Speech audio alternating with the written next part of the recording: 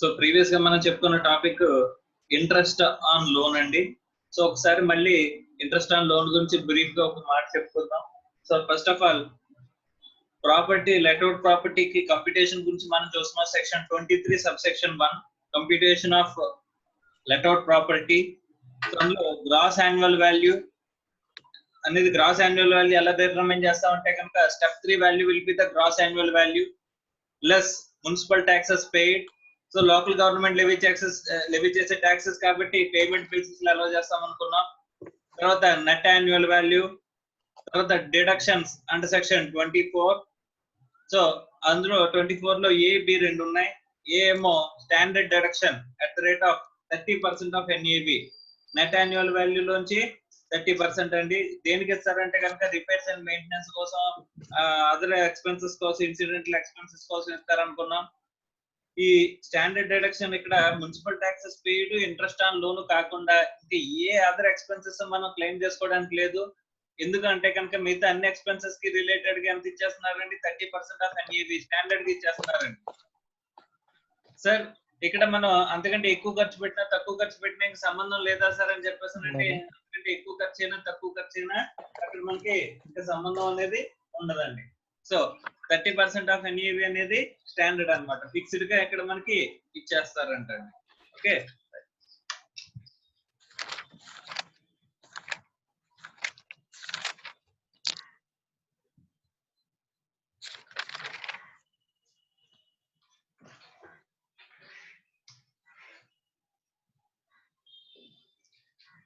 Okay. Standard గా 30% of NAB అనేది మొత్తం అన్ని ఎక్స్పెన్సెస్ కి రిలేటెడ్ గా ఇచ్చేస్తారు. ఓన్లీ మనం ఎడిషనల్ గా క్లెయిమ్ చేసుకోగలిగినవి ఏంటంటే ఇంట్రెస్ట్ ఆన్ లోన్ ఒకటి, మున్సిపల్ ట్యాక్సెస్ పెయిడ్ ఒకటి. ఈ రెండు మాత్రమే మనం క్లెయిమ్ చేసుకోగలం. లెట్అవుట్ ప్రాపర్టీ యొక్క క్యాలిక్యులేషన్ చేస్తున్నప్పుడు గ్రాస్ యాన్యువల్ వాల్యూ నుంచి మున్సిపల్ ట్యాక్సెస్ పెయిడ్ మనం మైనస్ చేసుకోవచ్చు. అప్పుడు నెట్ యాన్యువల్ వాల్యూ వస్తుంది. నెట్ యాన్యువల్ వాల్యూలో 30% స్టాండర్డ్ డిడక్షన్, అది కాకుండా ఇంట్రెస్ట్ ఆన్ లోన్. ఇక్కడ కనిపించిన ఆస్పెక్ట్స్ కాకుండా ఇంక ఏ విధమైన అదర్ ఆస్పెక్ట్స్ కూడా మనకి డిడక్షన్ కింద అలౌ చేయడం కానీ ఇంకా ఉండదండి. ఓకే, అండ్ ఈ క్యాలిక్యులేషన్ అనేది ఈచ్ ప్రాపర్టీ వైజ్ గా మనం చేస్తామని చెప్పేసి నిన్న మనం మాట్లాడుకున్నాం. నెక్స్ట్ అందులో 30% ఆఫ్ ఎన్ఏబి క్యాలిక్యులేషన్ అంటే ఎన్ఏబి వస్తే ఆటోమేటిక్ గా 30% of NAV standard deduction calculation తెలిసిపోతుంది. మనకి ఇంకా తెలుసుకోవాల్సింది ఏంటంటే కనుక interest on loan. Interest on loan consist of ఏముంటాయి అనుకున్నామండి? Pre construction period interest, post construction period interest అని చెప్పేసి అనుకున్నాం. తర్వాత ఇంట్రెస్ట్ ఆన్ లోన్ అనేది మనం తీసుకునేటప్పుడు, ఇంట్రెస్ట్ ఆన్ లోన్ అనేది మనకి క్లెయిమ్ చేసేటప్పుడు మనకి పర్పస్ అనేది దేనికోసం మాత్రమే తీసుకుంటే ఇంట్రెస్ట్ అనేది మనం మైనస్ చేసుకోవచ్చు అని చెప్పేసి అనుకుంటే, ఇంట్రెస్ట్ ఆన్ లోన్ ఆ లోన్ ఏ పర్పస్ కోసం తీసుకోవాలంటే acquisition, construction, renovation, repair, reconstruction, ఈ 5 పర్పసెస్ లో ఏదో ఒక పర్పస్ కోసం మనం ఏం చేయాలంటే అండి, మనం ఇక్కడ లోన్ అనేది తీసుకుంటే, లోన్ తీసుకున్నది ఏ పర్పస్ కోసం? Acquisition, construction, renovation, repairs, reconstruction. ఈ 5 పర్పసెస్ లో ఏదో ఒక పర్పస్ కోసం మనం లోన్ తీసుకుని ఉండాలి. సరే ఇక్కడ లోన్ అనేది ఎవరి దగ్గర నుంచి తీసుకోవాలి? ఎనీ పర్సన్ అండి. Okay, any person. ఇలా రెస్ట్రిక్షన్స్ బ్యాంక్ నుంచే తీసుకోవాలి, ఆ బ్యాంక్ దగ్గర నుంచి కాదు ఇలాగా అని చెప్పేసి రెస్ట్రిక్షన్స్ లేవు. ఏ రేట్ ఆఫ్ ఇంట్రెస్ట్ కి తీసుకోవాలి, ఎంతవరకు ఇంట్రెస్ట్ రేట్ అనేది అలౌ చేస్తారంటే అక్కడ కూడా నో రెస్ట్రిక్షన్స్ అండి. అక్కడ కూడా any interest rate from any person, ఏదైనా ఎవరైనా పర్సన్ దగ్గర నుంచి తీసుకోవచ్చు. లేదా తర్వాత ఎనీ ఇంట్రెస్ట్ రేట్, ఏదైనా ఇంట్రెస్ట్ రేట్ కి తీసుకోవచ్చండి. కానీ ఇంట్రెస్ట్ అంటూ నువ్వు లైబుల్ అవ్వాలి, వెరీ ఇంపార్టెంట్. ఎక్రూవల్ బేసిస్ అండి. లైబుల్ అంటే ఏంటి? ఎక్రూవల్ బేసిస్. ఇక్కడ ఎక్కడ కూడా ఓన్లీ బ్యాంక్ నుంచి తీసుకుంటేనే మాత్రమే లోన్ మీద ఇంట్రెస్ట్ అనేది లైబుల్ చేస్తాను, అది మైనస్ చేసుకుని ఇస్తాను అంటలా. నువ్వు ఇంట్రెస్ట్ లైబుల్ అయి ఉండాలి ఎక్రూవల్ బేసిస్ లో. పేమెంట్ కూడా అవసరం లా, పేమెంట్ చేసినా చేయకపోయినా సరే మనం మైనస్ చేసుకోవచ్చండి. That is what very very important. So ఇక్కడ మనకి ఏమంటున్నాడంటే, మనం పేమెంట్ చేసినా చేయకపోయినా లైబుల్ అయితే కనుక ఎక్రూవల్ బేసిస్ లో మీకు ఇంట్రెస్ట్ అనేది అలౌ చేస్తారంట, ఇంట్రెస్ట్ ఆన్ లోన్ అనేది అలౌ చేస్తారంట. ఏ లోన్ అనేది ఎవరి దగ్గర నుంచి తీసుకోవాలి సార్? ఎనీ పర్సన్ ఎవరి దగ్గర నుంచి అయినా తీసుకోవచ్చు. ఏ ఇంట్రెస్ట్ రేట్ తీసుకోవాలి సార్? ఎంతైనా ఇంట్రెస్ట్ రేట్ తీసుకోవచ్చు. There is no restriction with respect to interest rate. Okay, interest rate అనే దానికి ఎంత ఉండాలి, ఎంత ఇంట్రెస్ట్ రేట్ వరకు అలౌ చేస్తారు, ఎంత వరకు మాక్సిమం అమౌంట్. మనం లెట్అవుట్ ప్రాపర్టీ గురించి మాట్లాడుకుంటున్నప్పుడు లెట్అవుట్ ప్రాపర్టీలో మనకి ఇక్కడ రిస్ట్రిక్షన్ అనేది ఇంట్రెస్ట్ మీద లేదు. Okay, right. సో పర్పస్ మాత్రం ఏమై ఉండాలి, ఇక్కడ 5 పర్పస్లు చెప్పాడు. Acquisition, construction, renovation, repairs and reconstruction. ఈ 5 పర్పసెస్ లో ఏదో ఒక పర్పస్ కోసం మనం లోన్ తీసుకుని ఉండాలి అని చెప్పేసి మనకి చెప్పారండి. ఓకే సార్, ఎక్విజిషన్ కోసం లోన్ తీసుకున్నామంటే మనం అసెట్ పర్చేజ్ చేస్తానికి లోన్ అనేది తీసుకున్నామండి. అసెట్ పర్చేజ్ చేయడానికి లోన్ అనేది తీసుకుంటే కనుక ఎక్కడి నుంచి అయితే మనం లోన్ తీసుకుంటున్నాం, అదే అక్వైర్ చేయడానికి లోన్ తీసుకుంటున్నాం, అక్కడ నుంచి ఇంట్రెస్ట్ అనేది వస్తుందండి. అక్కడికి ఆల్రెడీ ప్రాపర్టీ అనేది ఎగ్జిస్టెన్స్ లో వచ్చేస్తుంది. ఎక్విజిషన్ అంటే ఆల్రెడీ కన్స్ట్రక్ట్ అయిపోయిన బిల్డింగ్ ని మనం కొనుక్కుంటున్నాం అంటే కనుక, సపోజ్ నేను ఈ రోజున కన్స్ట్రక్ట్ అయిపోయిన బిల్డింగ్ ని లోన్ తీసుకుని కొనుక్కున్నాను అనుకోండి, ఆల్రెడీ బిల్డింగ్ అనేది ఎగ్జిస్టెన్స్ లోకి వచ్చేసింది. ప్రాపర్టీ అనేది మనకి మన ఇది ప్రాపర్టీ డెఫినేషన్ లో మనకి హౌస్ ప్రాపర్టీ డెఫినేషన్ లో చార్జబిలిటీ డెఫినేషన్ లో చార్జబిలిటీ సెక్షన్ లో ఏదైతే చెప్పారో ఆ ప్రాపర్టీ అనేది ఆల్రెడీ ఎగ్జిస్టెన్స్ లోకి వచ్చేసిందండి. సో కాబట్టి ఇప్పుడు అక్విజిషన్ కోసం నేను కనుక లోన్ తీసుకున్నట్లయితే ఇక్కడ నుంచే మనం ఏం చేస్తాం, ఇంట్రెస్ట్ అనేది ఈ ఇయర్ కి సంబంధించిన ఇంట్రెస్ట్ అంతా కూడా మనం క్లెయిమ్ చేసుకోవచ్చు. ఓకే, సో కన్స్ట్రక్షన్ దగ్గర మాత్రం మనకి ప్రాబ్లం వస్తుంది. ఎందుకంటే కన్స్ట్రక్షన్ అవ్వడానికి ముందే మనం లోన్ తీసుకుంటే, మనం ఓన్ గా కన్స్ట్రక్షన్ చేసుకుందాం అనుకుంటున్నాం అండి. మన దగ్గర సైట్ ఉంది, కన్స్ట్రక్షన్ చేసుకుందాం అనుకుంటున్నాం, లేదా సైట్ కూడా కొనుక్కుని మనం అక్కడ కన్స్ట్రక్షన్ అనేది మనమే చేసుకుందాం అని చెప్పేసి అనుకున్నామండి.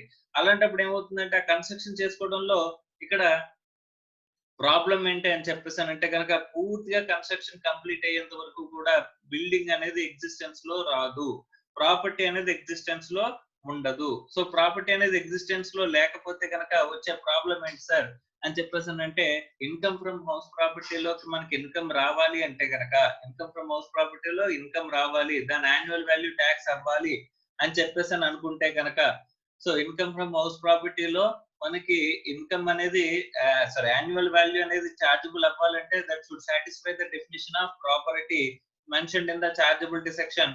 So property consist of building or land appertaining thereto. So కంపల్సరీగా అక్కడ ఏముండాలి, బిల్డింగ్ ఉండాలి.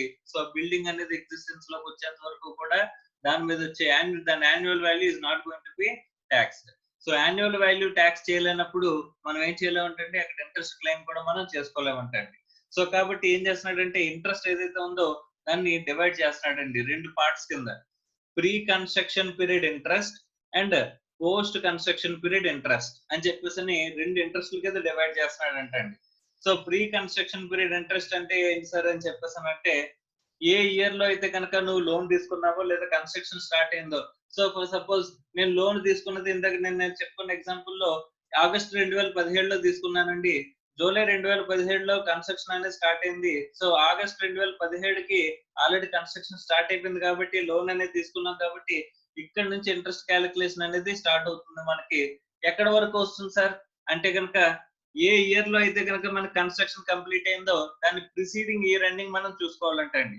సపోజ్ ఇక్కడ మే 2019 లో మనకి కన్స్ట్రక్షన్ అనేది కంప్లీట్ అయింది అని చెప్పేసి అనుకుంటే కనుక, అక్కడ దాని ప్రిసీడింగ్ ఇయర్ ఎండింగ్ ఏంటండి, మార్చ్ 2019. సో మార్చ్ 2019 వరకు ఉన్న ఇంట్రెస్ట్ ని ప్రీ కన్స్ట్రక్షన్ పీరియడ్ ఇంట్రెస్ట్ అని చెప్పేసి అంటారు సార్. మరి ఏప్రిల్ 2019 నుంచి సార్, ఏప్రిల్ 2019కి ఇంకా ప్రాపర్టీ అనేది ఎగ్జిస్టెన్స్ లోకి రాలేదు. మే 2019కి ఎగ్జిస్టెన్స్ లోకి వచ్చింది. అయినా సరే డేట్ ఆఫ్ కంప్లీషన్ తో సంబంధం లేకుండా year of completion main important. A year లో అయితే కనుక కంప్లీట్ అయిందో ఆ ఇయర్ మొత్తం ఇంట్రెస్ట్ ని అక్కడ ఏమంటారండి, పోస్ట్ కన్స్ట్రక్షన్ పీరియడ్ ఇంట్రెస్ట్ కింద కన్సిడర్ చేయాలంటండి. సో కాబట్టి ప్రీ కన్స్ట్రక్షన్ పీరియడ్ ఇంట్రెస్ట్ అంటే ఎక్కడి నుంచి స్టార్ట్ అవుతుందంటే ఆగస్ట్ 2017 నుంచి స్టార్ట్ అవుతుంది. ఎక్కడితో ఎండ్ అవుతుందంటే మార్చి 2019 ఎండ్ అవుతుందండి. అదే పోస్ట్ కన్స్ట్రక్షన్ పీరియడ్ ఇంట్రెస్ట్ అనుకుంటే కనుక ఎక్కడితో స్టార్ట్ అవుతుందండి అంటే, ఏ ఇయర్ లో అయితే కనుక అక్కడ కన్స్ట్రక్షన్ స్టార్ట్ అయిందో దాన్ని ఫైనాన్షియల్ ఇయర్ స్టార్టింగ్ నుంచి అంటే ఏ ఇయర్ లో అయితే కంప్లీట్ అయిందో ఆ ఇయర్ స్టార్టింగ్ నుంచి అంటే 2019లో మధ్యలో అయింది కాబట్టి అక్కడ అంటే ఎక్కడి నుంచి ఆ ఏప్రిల్ 2019 నుంచి మార్చి 2020 వరకు ఉన్న ఇంట్రెస్ట్ ఏమంటారండి, పోస్ట్ కన్స్ట్రక్షన్ పీరియడ్ ఇంట్రెస్ట్ అంటారండి. ఈ పోస్ట్ కన్స్ట్రక్షన్ పీరియడ్ ఇంట్రెస్ట్ ని ఏ ఇయర్ ఆ ఇయరే మనం క్లెయిమ్ చేసేసుకోవచ్చు అంటండి. కానీ ప్రీ కన్స్ట్రక్షన్ పీరియడ్ ఇంట్రెస్ట్ ఏదైతే ఉంటుందో దాన్ని ఏం చేయాలంటండి, ఎక్యూములేట్ చేయాలంట.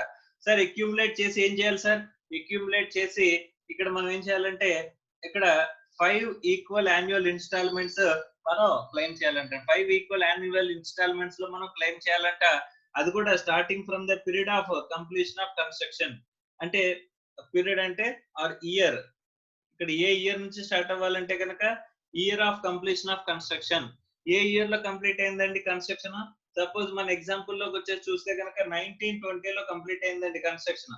ఆ ఇయర్ నుంచే మనం క్లెయిమ్ చేసుకోవడం స్టార్ట్ చేస్తామంట. సపోజ్ టోటల్ ఎగ్జాంపుల్ లో 5 లక్షల రూపాయలు మనకి ఇంట్రెస్ట్ అయింది అనుకుంటే కనుక ఎక్కడ నుంచి ఆగస్ట్ 2015 నుంచి మార్చి 2019 వరకు జరిగిన ఇంట్రెస్ట్ అనేది మనకి ఎంత ఉందంటండి 5 lakhs కనుక ఉన్నది అని చెప్పేసి మనం అనుకుంటే కనుక అక్కడ ఏం చేయాలంటండి 5 lakhs divided by 5 equal installments కాబట్టి మనం ఏం చేయాలంటండి 5 ఇన్స్టాల్మెంట్స్ అంటే డివైడెడ్ బై 5 వేసామండి. అంటే ఈక్వల్ యాన్యువల్ ఇన్స్టాల్మెంట్స్ ఎంత ఎంత వస్తుందండి 1 lakh. సో ఈ 1 lakh ఎవ్రీ ఇయర్ మనం క్లెయిమ్ చేసుకుంటూ వెళ్తామంటండి. సో ఇంట్రెస్ట్ ఆన్ లోన్ అని ఏదైతే మనం ఇక్కడ క్లెయిమ్ చేసుకుంటున్నామో ఇంట్రెస్ట్ ఆన్ లోన్ అనేది అంతే ఏదైతే క్లెయిమ్ చేసుకుంటున్నామో ఇక్కడ ఏమేమి వస్తాయంటే ప్రీ కన్స్ట్రక్షన్ పీరియడ్ ఇంట్రెస్ట్ అంటే 1/5 ఆఫ్ ది ఇంట్రెస్ట్. ఇంట్రెస్ట్ ఎంత అండి 5 lakhs ఈ పీరియడ్ కి అనుకుంటే కనుక అందులో 1/5 అండి. అండ్ ప్లస్ దాంతో పాటుగా పోస్ట్ కన్స్ట్రక్షన్ పీరియడ్ ఇంట్రెస్ట్ 1920కి సంబంధించిన ఇయర్ లో మనకి ఏదైతే ఇంట్రెస్ట్ వస్తుందో ఆ ఏప్రిల్ 2019 నుంచి మార్చి 2020 వరకు ఉన్న ఇంట్రెస్ట్ ఏదైతే ఉంటుందో ఆ 12 months పీరియడ్ ఇంట్రెస్ట్ ఇక్కడ మనకి వస్తుందంటండి పోస్ట్ కన్స్ట్రక్షన్ పీరియడ్ ఇంట్రెస్ట్ కింద. So pre construction period interest plus post construction period interest రెండు కలిపి మనం ఇక్కడ ఇంట్రెస్ట్ ఆన్ లోన్ కింద మనం క్లెయిమ్ చేసుకోవచ్చు అని చెప్పేసి అని అంటున్నారండి. సపోజ్ ఇదే మనం ఎగ్జాంపుల్ కంటిన్యూ అవుతుందని చెప్పేసి కనుక మనం తీసుకున్నట్లయితే ఇక్కడ ఈ హౌస్ అనేది 2023-24 కల్లా ఇక్కడ ఏమైపోతుందండి 5 years post pre construction period interest claiming అయిపోతుందండి. ఆ తర్వాత కేవలం ఏమొస్తుంది పోస్ట్ కన్స్ట్రక్షన్ పీరియడ్ ఇంట్రెస్ట్ ఏదైతే ఉంటుందో ఆ ఇయర్ కి సంబంధించిన ఇంట్రెస్ట్ ఏదైతే ఉంటుందో ఆ ఇంట్రెస్ట్ మాత్రమే ఇక్కడ మనకి ఇంట్రెస్ట్ ఆన్ లోన్ లో మనం క్లెయిమ్ చేసుకుంటా ఉంటాండి. సో ఇది టోటల్ గా ఇంట్రెస్ట్ ఆన్ లోన్. ఇదంతా కూడా ఏంటండి లెట్అవుట్ ప్రాపర్టీ యొక్క క్యాలిక్యులేషన్ లో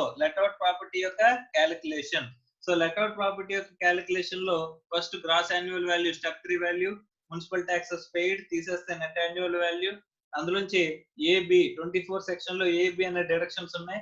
అది ఏంటంటే standard deduction at the rate of 30% of NAV and interest on loan. So ఈ రెండు మైనస్ చేస్తే మనకి ఉన్నది ఏంటంటే అండి income from house property. Sir ఈ ఇన్కమ్ ఫ్రమ్ హౌస్ ప్రాపర్టీ ఎన్ని ప్రాపర్టీస్ చేయాలి సార్? ఈచ్ ప్రాపర్టీ వైజ్ గా మనం చేసుకోవాలంటే అండి ఎన్ని ప్రాపర్టీస్ అయితే లెట్అవుట్ కి ఇచ్చామో అన్ని ప్రాపర్టీస్ కి మనం ఇంకా ఈ income from house property calculate చేసుకోవాలంట. సపోజ్ ఇంతకు ముందు ఎగ్జాంపుల్ లో మనం మాట్లాడుకున్నట్టు టోటల్ గా మన దగ్గర ఎన్ని ప్రాపర్టీస్ ఉన్నాయని చెప్పేసి చెప్తున్నాం అంటే 10 ప్రాపర్టీస్ ఉన్నాయి అనుకున్నాం. అందులో బిజినెస్ అప్రోచ్ కి 2 వాడుతున్నాం అనుకున్నాం. తీసేస్తే 8 ప్రాపర్టీస్ ఉన్నాయి. ఆ 8లోని నేను 4 లెట్అవుట్ ఇచ్చాను అని చెప్పేసి అన్నాను. సో 4 లెట్అవుట్ ప్రాపర్టీస్ కి నేను ఏం చేయాలండి ఇక్కడ లెట్అవుట్ ప్రాపర్టీ కింద క్యాలిక్యులేషన్ అనేది చేయాలి. ఎన్నిసార్లు చేయాలి? ఈచ్ ప్రాపర్టీ వైజ్ అన్నాడు కాబట్టి 4 times చేయాలండి. నేను ఎన్ని టైమ్స్ చేయాలంట 4 times చేయాలని చెప్పేసి చెప్పారండి. Okay right. So this is with respect to interest on loan. Okay right. So ఒకసారి ఇంకా చిన్న పాయింట్ ఏంటంటే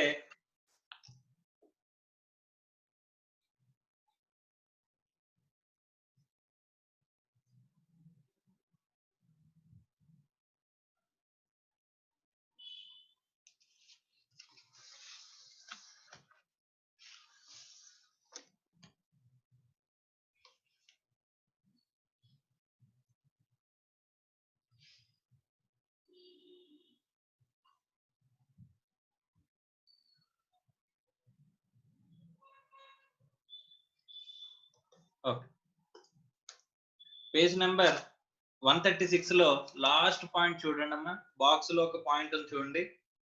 interest payable outside India section 25 అని చెప్పేసి అని అంటున్నాడు అండి. చూడండి interest on loan borrowed which is payable outside India shall be allowed as deduction only if the following conditions are satisfied. So కింద కండిషన్స్ అంటే మన లోన్ ఎక్కడి నుంచి బారో చేయొచ్చు సార్? అవుట్ సైడ్ ఇండియా నుంచి కూడా బారో చేయొచ్చా? Yes you can borrow. Sir interest ఎలా చేస్తారంటే అండి interest on loan borrowed which is payable outside India shall be allowed as deduction only if the following conditions are satisfied. ఇండియాలో కనుక loan borrow చేసి interest pay చేస్తున్నట్లయితే ఈ conditions ఉండవండి. కానీ ఇక్కడ ఏంటంటున్నాడంటే అవుట్ సైడ్ ఇండియా నుంచి నువ్వు ఇంట్రెస్ట్ బారో చేసి లోన్ బారో చేసి ఇంట్రెస్ట్ అనేది పే చేస్తున్నట్లయితే ఎక్కడ పే చేస్తావు? అవుట్ సైడ్ ఇండియాకి పే చేస్తావు. అలాంటప్పుడు ఈ కండిషన్స్ చెప్తున్నా చూడండి. Tax to be deducted on such interest has been deducted and remitted to the government, and there is a person available in India who may be treated as an agent of the lender of the loan, interest on which payable outside India అని చెప్పేసి అంటాడు. Tax అనేది deduct చేయాలంట. Tax to be deducted on such interest has been deducted and remitted to the government. మనం tax remittance గురించి అంటే TDS గురించి మనం మాట్లాడుకుంటామండి టీడీఎస్ చాప్టర్ లో.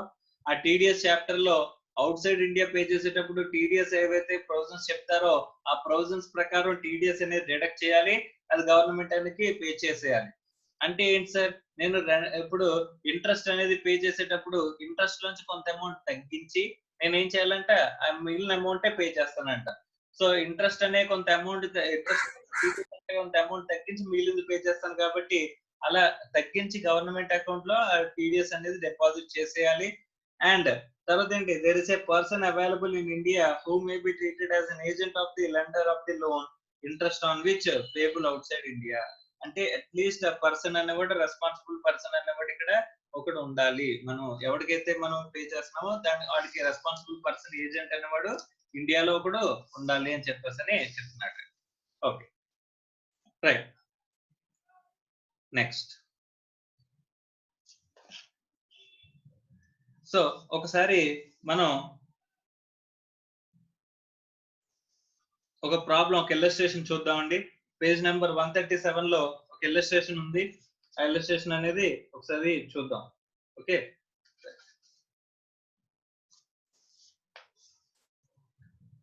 Mr. X owns a residential house in Mumbai. House is having 2 units. First unit of the house is self-occupied by X and another unit is rented for 8,000 per month.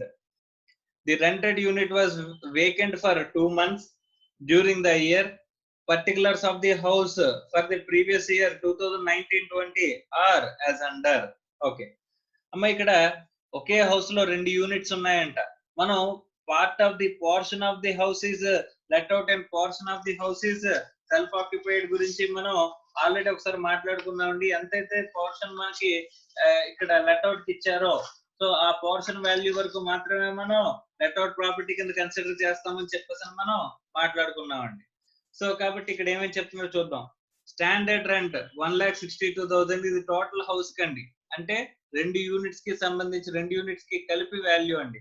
తర్వాత municipal valuation 1,90,000. So fair rent 1,85,000. తర్వాత municipal taxes 15% of the municipal valuation. Light and water charges 500 per month. Interest on borrowed capital 1,500 per month. Lease money 1,200 per annum. Okay, insurance charges 3,000 per annum. Repairs 12,000 per annum. Compute the income from house property of Mr. X for the assessment year 2021 అని చెప్పేసి అన్నాడండి. ఇక్కడ మనం జాగ్రత్తగా గమనిస్తే ఇక్కడ ఒకే house ఉంది, అందులో 2 యూనిట్స్ ఉన్నాయంట. హౌస్ ఒకటే, హౌస్ లో 2 యూనిట్స్ ఉన్నాయి. ఇది యూనిట్ 1, ఇది యూనిట్ 2. సో అందులో ఒకటి సెల్ఫ్ ఆక్యుపైడ్, ఇంకొకటి లెట్ అవుట్ కి ఇస్తున్నాడంట. Suppose unit 1 self occupied, unit 2 let out అనుకుంటే కనుక దీన్ని 2 యూనిట్స్ ని 2 ప్రాపర్టీస్ కింద మనం చూడాలి. Very very important. 2 part of the house let out కి ఇచ్చినా సరే ఇక్కడ మనం ఏం చేస్తాం, part of the house self occupied కాబట్టి ఇక్కడ 2 యూనిట్స్ ని కూడా మనం ఎలా చూడాలంటే అండి 2 ప్రాపర్టీస్ కింద చూసి రెండింటికి వేరు వేరు క్యాలిక్యులేషన్స్ అనేవి మనం చెయ్యాలంట. Okay, so first let out property యొక్క క్యాలిక్యులేషన్ అనేది మనం చూద్దామండి. లెట్అవుట్ ప్రాపర్టీ యొక్క క్యాలిక్యులేషన్ లెట్అవుట్ ప్రాపర్టీ యొక్క క్యాలిక్యులేషన్ చేయాలి అంటే కనుక ఎక్కడితో స్టార్ట్ చేయాలండి? మనకి సెక్షన్ 23 సబ్ సెక్షన్ 1 లో చెప్పిన క్యాలిక్యులేషన్ ప్రకారం చూస్తామంటే మనం గ్రాస్ యాన్యువల్ వాల్యూతో స్టార్ట్ చేయాలి. సో గ్రాస్ యాన్యువల్ వాల్యూ అనేది చేయాలంటే కనుక మనం ఇక్కడ గ్రాస్ యాన్యువల్ వాల్యూ తీసుకుంటాం, స్టెప్ 3 వాల్యూ తీసుకుంటాం. సార్ లెట్అవుట్ ప్రాపర్టీ ఇక్కడ ఎంత పోర్షన్ సార్ 2 యూనిట్స్ ఉన్నాయన్నాడు. ఎంత పోర్షన్ అంటే ఇక్కడ ఎంత పోర్షన్ మనకు తెలియదు కాబట్టి we will make an assumption. ఏం చేస్తున్నామండి? అజంప్షన్ తీసుకుంటున్నాం. ఏంటి అంటే గనక 2 units equal units. 2 units are equal units అని చెప్పేసి మనం తీసుకుంటున్నాం అంటండి. ఈక్వల్ యూనిట్స్ అంటే 50-50%. ఇది 50%, ఇది 50%. ఓకే, అంటే టోటల్ 100% లో ఇది 50%, ఇది 50% అని చెప్పేసి అజంప్షన్ తీసుకుంటున్నాం. 2 యూనిట్స్ ఆర్ ఈక్వల్ యూనిట్స్ అని చెప్పేసి మనం అజంప్షన్ తీసుకుంటున్నాం అంటండి. సో అలా అజంప్షన్ తీసుకుంటే కనుక మనకి ఫస్ట్ మనం ఏం క్యాలిక్యులేట్ చేయాలి? గ్రాస్ యాన్యువల్ వాల్యూ క్యాలిక్యులేట్ చేయాలి. సో లెట్అవుట్ ప్రాపర్టీకి క్యాలిక్యులేషన్ చేయాలి మనం. అలాగే నెక్స్ట్ ఏంటి? సెల్ఫ్ ఆక్యుపైడ్ కూడా క్యాలిక్యులేషన్ చేయాలి. Self occupied. So self occupied కూడా మనం క్యాలిక్యులేషన్ అనేది చేద్దాం. ఎందుకంటే ఆల్రెడీ కంప్యూటేషన్ చూసాం కాబట్టి ఇక్కడ చూద్దాం. ఇక్కడ గ్రాస్ యాన్యువల్ వాల్యూ అంటే ఎంత తీసుకుంటారండి? నిల్. గ్రాస్ యాన్యువల్ వాల్యూ ఎంత? నిల్. లెస్ ఇంకేమున్నాయి? Municipal taxes paid. Municipal taxes paid. Gross annual value nil అయినప్పుడు మున్సిపల్ ట్యాక్సెస్ కూడా ఎంత తీసుకుంటాం? నిల్ కిందే తీసుకుంటాం. తీసేస్తే నెట్ యాన్యువల్ వాల్యూ అది కూడా నిల్లే వస్తుంది. Less deductions. డిడక్షన్స్ ఎంతండి? Under section 24 A 30% of NAV. NAV nil అయినప్పుడు అందులో 30% ఆఫ్ ఎన్ఏవి అంటే మళ్ళీ నిల్. తర్వాత interest on loan. Interest on loan దీని గురించి కూడా తర్వాత మాట్లాడుకుందాం. ఇంట్రెస్ట్ లోన్ అనేది ఇచ్చాడు కాబట్టి దాని గురించి మనం తర్వాత మాట్లాడుకుందాం. సో ఫస్ట్ మనం ఇక్కడ గ్రాస్ యాన్యువల్ వాల్యూ డిటర్మైన్ చేయాలి. అంటే ఏంటి? స్టెప్ 3 వాల్యూ అనేది అరైవ్ అవ్వాలండి. స్టెప్ 3 వాల్యూ అంటే ఎలా వస్తుంది sir? So gross annual value in case of let out property. So in case of let out ప్రాపర్టీలో gross annual value. First step 1. Step 1 ఏంటండి? మనకి స్టెప్ 1 ఏంటి అంటే ఫెయిర్ రెంట్ అంటే మార్కెట్ రెంట్ అండి. Fair rent or municipal valuation whichever is higher. Okay, so fair rent or municipal value whichever is higher. ఈ రెండిట్లో ఏది ఎక్కువైతే అది తీసుకోవాలి. సో ఫెయిర్ రెంట్ ఎంత ఇచ్చాడండి? 1,85,000. అమ్మ జాగ్రత్తగా గమనించండి. 1,85,000 ఇచ్చాడండి.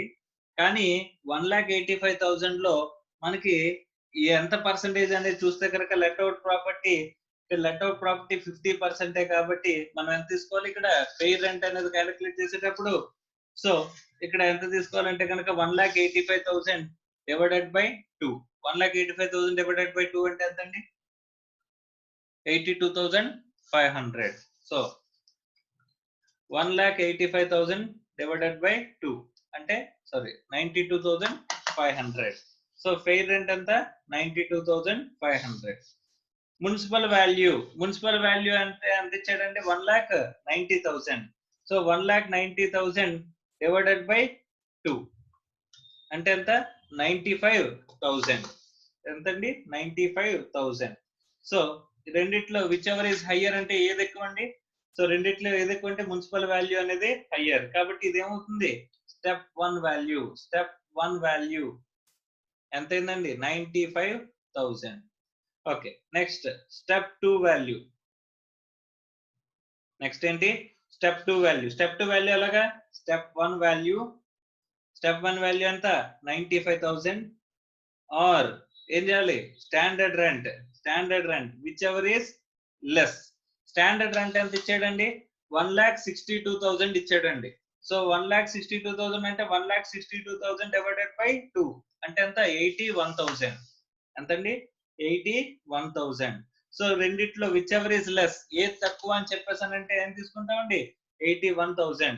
సో ఇక్కడ స్టెప్ 2 వాల్యూ ఏమవుతుంది? Step 2 value is 81,000. Okay, next step 3. Step 3 value arrive అవ్వాలి. స్టెప్ 3 వాల్యూ అరైవ్ అవ్వాలంటే ఎలాగా? Step 2 value compared with actual rent. So step 2 value ఎంతండి? 81,000. that should be compared with actual rent. What is actual rent?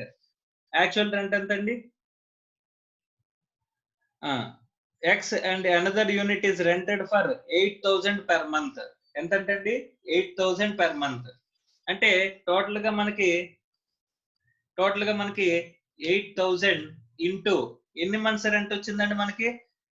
రెండు months 2 months vacant గా ఉందంట. 2 months vacant గా ఉందంటే ఎన్ని మంత్స్ రెంట్ వచ్చి ఉంటది? 10 మంత్స్ ఇంటూ 10 అంటే ఎంతండి? 80,000. సో యాక్చువల్ రెంట్ ఎంత అంటే 80,000 అంట. సో ఇక్కడ మనం చూసుకుంటే కనుక ఇక్కడ మనం actual rent is less than step 2 value. Actual rent అనేది ఎలా ఉందంటే అండి, స్టెప్ 2 వాల్యూ కంటే తక్కువ ఉందంట. సో యాక్చువల్ రెంట్ అనేది స్టెప్ 2 వాల్యూ కంటే తక్కువ ఉన్నప్పుడు మనం ఏం చేయాలి? We need to analyse. ఏం అనలైజ్ చేయాలి సార్ అంటే గనక ఇక్కడ యాక్చువల్ రెంట్ అనేది స్టెప్ 2 వాల్యూ కంటే తక్కువ ఉన్నది అని చెప్పేసి అని అనుకుంటే గనక we need to analyse due to దేని వల్ల? Due to vacancy or due to any other reason. So due to vacancy అంటే ఇప్పుడు 2 మంత్స్ కూడా మనం రెంట్ కి ఇవ్వకుండా రెంట్ కి ఇచ్చేసి ఉంటే కనుక మనకి ఎంత వచ్చి ఉండేదండి? 2 మంత్స్ కంటే 8,000 ఇంటూ 2 8,000 ఇంటూ 2 అంటే 16,000. 16,000 ప్లస్ 80,000. 16,000 ప్లస్ 80,000 అంటే ఎంత అవుతుంది? 96,000 అండి. సో 96,000 కనుక వచ్చి ఉన్నట్లయితే అప్పుడు స్టెప్ 2 వాల్యూ కంటే యాక్చువల్ రెంట్ అనేది ఎక్కువ ఉండేది. అప్పుడు మనం యాక్చువల్ రెంటే తీసుకునేవాళ్ళం. కేవలం దేని వల్ల తగ్గిందండి? యాక్చువల్ రెంట్ అనేది స్టెప్ 2 వాల్యూ కంటే తక్కువ ఉండడం అనేది ఎందుకు అరైజ్ అయిందంటే డ్యూ టు వేకెన్సీ వల్ల మాత్రమే. వేకెన్సీ అనేది లేకపోతే ఆ 2 మంత్స్ రెంట్ కూడా మనకు వచ్చేసేది. 2 ఇంటూ 8,000 అంటే 16,000. 16,000 ప్లస్ 80,000 అంటే 96,000. సో 96,000 మనకు వచ్చేసేది కాబట్టి 96,000 is greater than step 2 value కాబట్టి ఇక్కడ డ్యూ టు వేకెన్సీ వల్ల మాత్రమే ఇక్కడ ఈ సిచ్యువేషన్ అరైజ్ అయింది కాబట్టి మనం ఏం తీసుకుంటామండి? ఇక్కడ యాక్చువల్ రెంట్ అనేది మనం కన్సిడర్ చేయాలి. What is actual rent? 80,000. Actual rent ఎంత? 80,000 మనం కన్సిడర్ చేయాలంటే అండి ఏంటి? స్టెప్ 3 వాల్యూ కింద. సో స్టెప్ 3 వాల్యూ ఎంత? స్టెప్ 3 వాల్యూ అంటే 80,000 actual rent. Okay right. So కాబట్టి ఇక్కడ గ్రాస్ యాన్యువల్ వాల్యూ మనం డిటర్మైన్ చేసి ఈ క్యాలిక్యులేషన్ అంతా చేసి మనం ఏం చేసామండి? గ్రాస్ యాన్యువల్ వాల్యూ డిటర్మైన్ చేసాం. స్టెప్ 3 వాల్యూ 80,000 కింద అరైవ్ అయ్యాం. సో స్టెప్ 3 వాల్యూ ఎంత వస్తుందండి? 80,000 గ్రాస్ యాన్యువల్ వాల్యూ వచ్చింది. Plus municipal taxes paid. Sir municipal taxes paid ఎంతండి? ఇక్కడ మనం చూసుకుంటే కనుక క్వశ్చన్ లో municipal tax 15% of the valuation municipal valuation అని అన్నాడండి. సో మున్సిపల్ వాల్యుయేషన్ ఎంత అంటే 1,90,000. సో 1,90,000 ఇంటూ 15% అంటే 28,500 అండి. మనం 2 యూనిట్స్ కి కలిపిది. కానీ ఒక యూనిట్ కే మనం లెట్ అవుట్ ప్రాపర్టీ కాబట్టి ఎంత తీసుకుంటాం? 50% అంటే 14,250 అనేది మనకి ఏమవుతుంది? మున్సిపల్ ట్యాక్సెస్ పెయిడ్ అండి. సో మున్సిపల్ ట్యాక్సెస్ ఇక్కడ మున్సిపల్ ట్యాక్స్ అని అన్నాడు కానీ అది పే చేసాడో లేదో చెప్పలేదండి. కాబట్టి ఇది ఫస్ట్ అజంప్షన్ అయితే సెకండ్ అజంప్షన్ ఏంటి? Municipal taxes paid. Municipal taxes pay చేశారు. పెయిడ్ డ్యూరింగ్ ద పీరియడ్ అని చెప్పేసి అజంప్షన్ తీసుకుంటున్నామండి. Right. So municipal taxes paid ఎంత? 14,250. సో తీసేస్తే మనకి ఎంత వస్తుందని చెప్పేసానంటే 65,750. 65,750 ఇదేంటి? Net annual value. So net annual value నుంచి లెస్ మళ్ళీ మనకి ఏమున్నాయండి? Deductions under section 24. అందులో ఏ బి అని రెండు ఉన్నాయి. ఏ ఏంటండి? 30% ఆఫ్ ఎన్ఏవి. అమ్మ ఇక్కడ మీరు జాగ్రత్తగా గమనిస్తే లీజ్ మనీ అని, ఇన్సూరెన్స్ చార్జెస్ అని, రిపేర్స్ అని ఇలా మీకు ఎక్స్పెన్సెస్ బోల్డ్ అని చెప్పాడండి. కానీ ఈ ఎక్స్పెన్సెస్ అన్ని కూడా మనం కన్సిడర్ చేయాల్సిన అవసరం ఉందా అంటే కన్సిడర్ చేయాల్సిన అవసరం అస్సలు లేదు. ఎందుకంటే దాని ప్లేస్ లో ఎంత ఇచ్చేస్తున్నాడండి? 30% అనేది మనకి ఇచ్చేస్తున్నాడు. సో 30% ఆఫ్ ఎన్ఏవి అంటే ఎన్ఏవి 65,750. 65,750 ఇంటూ 30% అంటే ఎంత? 19,725. సో 19,725 అనేది నేను మైనస్ చేసేస్తున్నాను. సో ఇంకేమున్నాయండి, interest on loan. So total interest ఎంత అని చెప్పేసానంటే, interest on loan borrowed 1500 per month అండి. 1500 పర్ మంత్ అంటే 1500 ఇంటూ 12 అంటే 18,000 అండి. 1500 ఇంటూ 12 అంటే 18,000. 18,000 ఈ యూనిట్ కి సంబంధించిందంతా 9,000 అండి. సో 9,000 అంటే 50% కాబట్టి 9,000 ఇక్కడ మనం మైనస్ చేసుకుంటున్నాం. ఓకే, డైరెక్ట్ గా ఇంట్రెస్ట్ ఇచ్చేసాడు కాబట్టి. ఇంకా ప్రీ కన్స్ట్రక్షన్ పోస్ట్ కన్స్ట్రక్షన్ గురించి ఇంకెక్కడ కూడా ప్రాబ్లం లో చెప్పలేదు. సో కాబట్టి తీసేస్తే మనకేమవుతుందండి, 65,750 మైనస్ 19,725 మైనస్ 9,000 తీసేస్తే 37,025 అండి. సో 37,025 ఇదేంటంటే ఇన్కమ్ ఫ్రమ్ హౌస్ ప్రాపర్టీ. ఏంటిది, లెట్అవుట్ ప్రాపర్టీ నుంచి వచ్చిన క్యాలిక్యులేషన్ అండి. సార్ ఇక్కడ మనకి ఇక్కడ ఇంట్రెస్ట్ ఆన్ లోన్ ఇక్కడ కూడా ఉంది కదా sir. Interest on loan self occupied లో కూడా మనం క్లెయిమ్ చేసుకోవచ్చు కదా. ఎస్, క్లెయిమ్ చేసుకోవచ్చు. ఎంత అంటే ఇక్కడ 50% 9,000 అయితే ఇక్కడ కూడా 50% కాబట్టి ఇక్కడ కూడా ఎంత అవుతుందండి, 9,000. సో ఇక్కడ ఏమవుతుంది, 9,000 అనేది మైనస్. ఇక్కడ కూడా ఇన్కమ్ ఫ్రమ్ హౌస్ ప్రాపర్టీ 9,000 అండి. So total income from house property అని చెప్పేసి టోటల్ ఇన్కమ్ కంప్యూటేషన్ లో మన ఇన్కమ్ ఫ్రమ్ హౌస్ ప్రాపర్టీ అని ఎంత తీసుకోవాలంటే కనుక 37,025 పాజిటివ్, 9,000 నెగిటివ్, రెండింటిని కలపండి. రెండింటిని కలిపితే 37,025. సో ఇక్కడ ఇది పాజిటివ్, ఇది నెగిటివ్ అండి. సో కాబట్టి ఏమవుతుంది, so 28,025. So 28,025 is the income from house property. Total income from house property and the 28,025 anta. So this is totally with respect to income from house property. Left-out property calculation, self-occupied calculation, part of the build unit unte kanaka మనం 2 యూనిట్ల కింద ఉంటాయి. 2 యూనిట్లు కూడా equal portions అని చెప్పేసి మనం తీసుకున్నాం. సో కాబట్టి 2 యూనిట్స్ ఆర్ ఈక్వల్ యూనిట్స్ అని తీసుకున్నాం, 50-50% అని. So one of the self occupied, one of the let out అనుకుంటే ఆ పోర్షన్ వరకు మాత్రమే మనం ఏం చేసుకున్నామండి, లెట్అవుట్ ప్రాపర్టీకి మనం క్యాలిక్యులేషన్ చేసుకుంటూ వచ్చామండి. లెట్అవుట్ ప్రాపర్టీని 50% కింద తీసుకున్నాం. సో సెల్ఫ్ ఆక్యుపైడ్ ని 50% కింద మనం తీసుకుని క్యాలిక్యులేషన్స్ అనేవి చేసుకుంటూ వచ్చామండి. Okay, so this is income from house property. So next problem number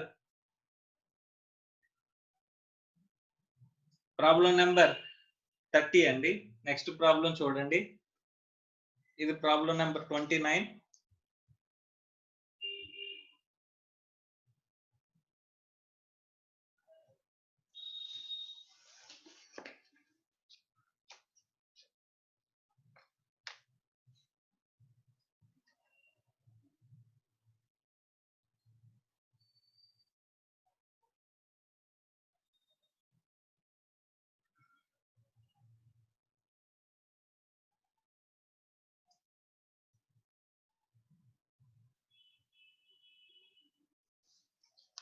so problem number 30 ఒకసారి చదవండి అమ్మా.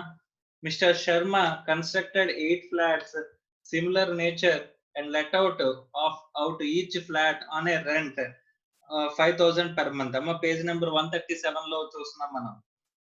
For the construction period which commenced during the January 2015, he borrowed a loan of 6 lakhs on 1/8/2016 at the rate of 24% interest. The construction was completed in August 2018. The municipal taxes paid during the previous year 2019-20 rupees 40,000 includes arrears relating to earlier years 10,000. Out of the loan borrowed, sum of 3 lakhs has been repaid on 31st December 2019. Repairs incurred for the flats during the current year amounting to 558,000 and insurance premium paid is rupees 16,000. Of the 8 flats, 2 flats remained vacant for the period of 3 months and 1 flat remained vacant for a period of 9 months. Determine the income from house property for the assessment year 2020-21 అని చెప్పేసి చెప్పాడండి. Okay.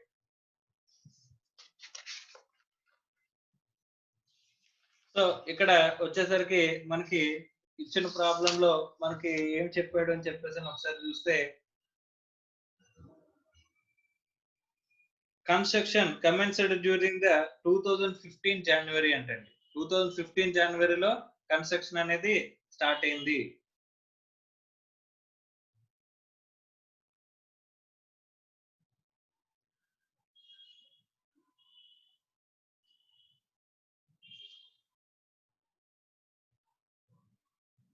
So 2015 లో మనకి construction అనేది జనవరిలో construction అనేది start అయిందండి. వాడు లోన్ తీసుకున్నది ఎప్పుడండి? 1 ఆగస్ట్ 2016 లో లోన్ తీసుకున్నాడండి. ఓకే. సో 1 ఆగస్ట్ 2016 లో లోన్ తీసుకున్నాడు. కానీ ఆడు కన్స్ట్రక్షన్ అనేది ఎప్పుడు కమెన్స్ అయిందండి? జనవరి 2015 లోనే కమెన్స్ అయింది. కాబట్టి ఇక్కడ ఏమవుతుంది, కన్స్ట్రక్షన్ అనేది ఇక్కడ స్టార్ట్ అయింది కాబట్టి, సారీ, లోన్ అనేది ఇప్పుడు తీసుకున్నారు కాబట్టి 2016 దగ్గర నుంచి ఉన్న లోన్ మీద ఇంట్రెస్ట్ అనేది మనం ఏం చేసుకోవచ్చండి? ప్రీ కన్స్ట్రక్షన్ పీరియడ్ ఇంట్రెస్ట్ కింద వస్తుంది. ఎప్పుడు కంప్లీట్ అయింది? ఇక్కడ మనకి కన్స్ట్రక్షన్ కంప్లీట్ అయింది ఎప్పుడండి?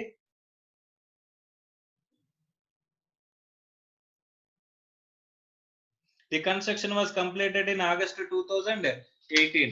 సో ఆగస్ట్ 2018 లో కన్స్ట్రక్షన్ అనేది కంప్లీట్ అయింది కాబట్టి ఫస్ట్ మనం చూడాల్సింది ఏంటంటే,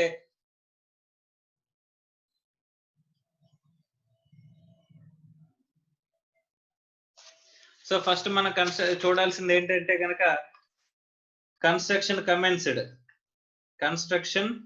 కమెన్స్డ్ ఎప్పుడండి? జనవరి 2015. ఓకే. కన్స్ట్రక్షన్ కంప్లీటెడ్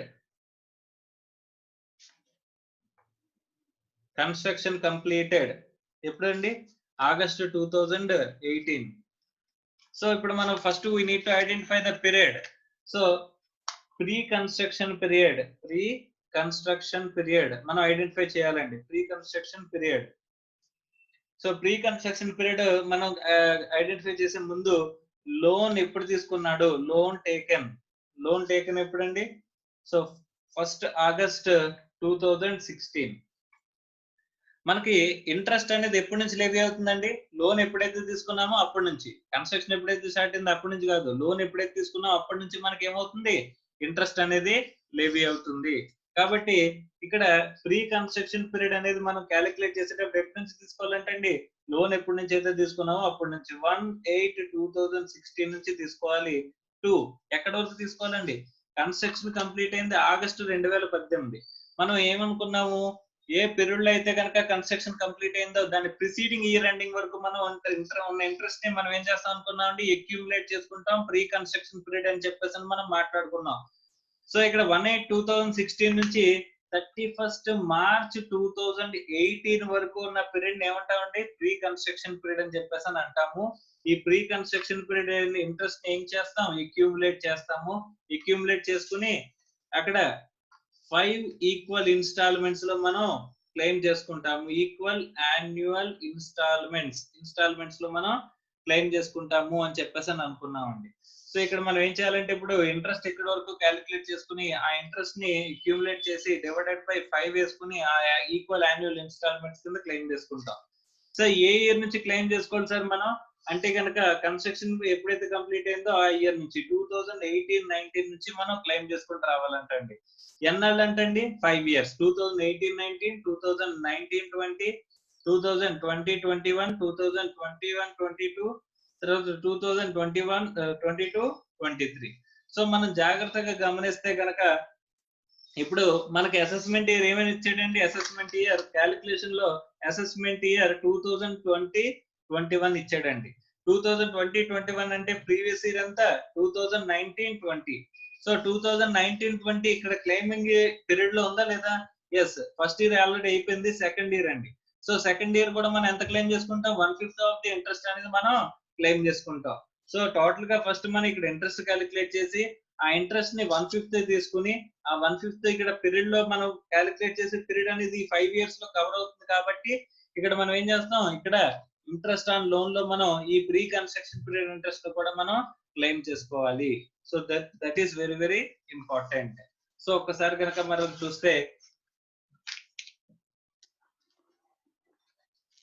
సో ఇక్కడ ఒకసారి చూడమ్మా.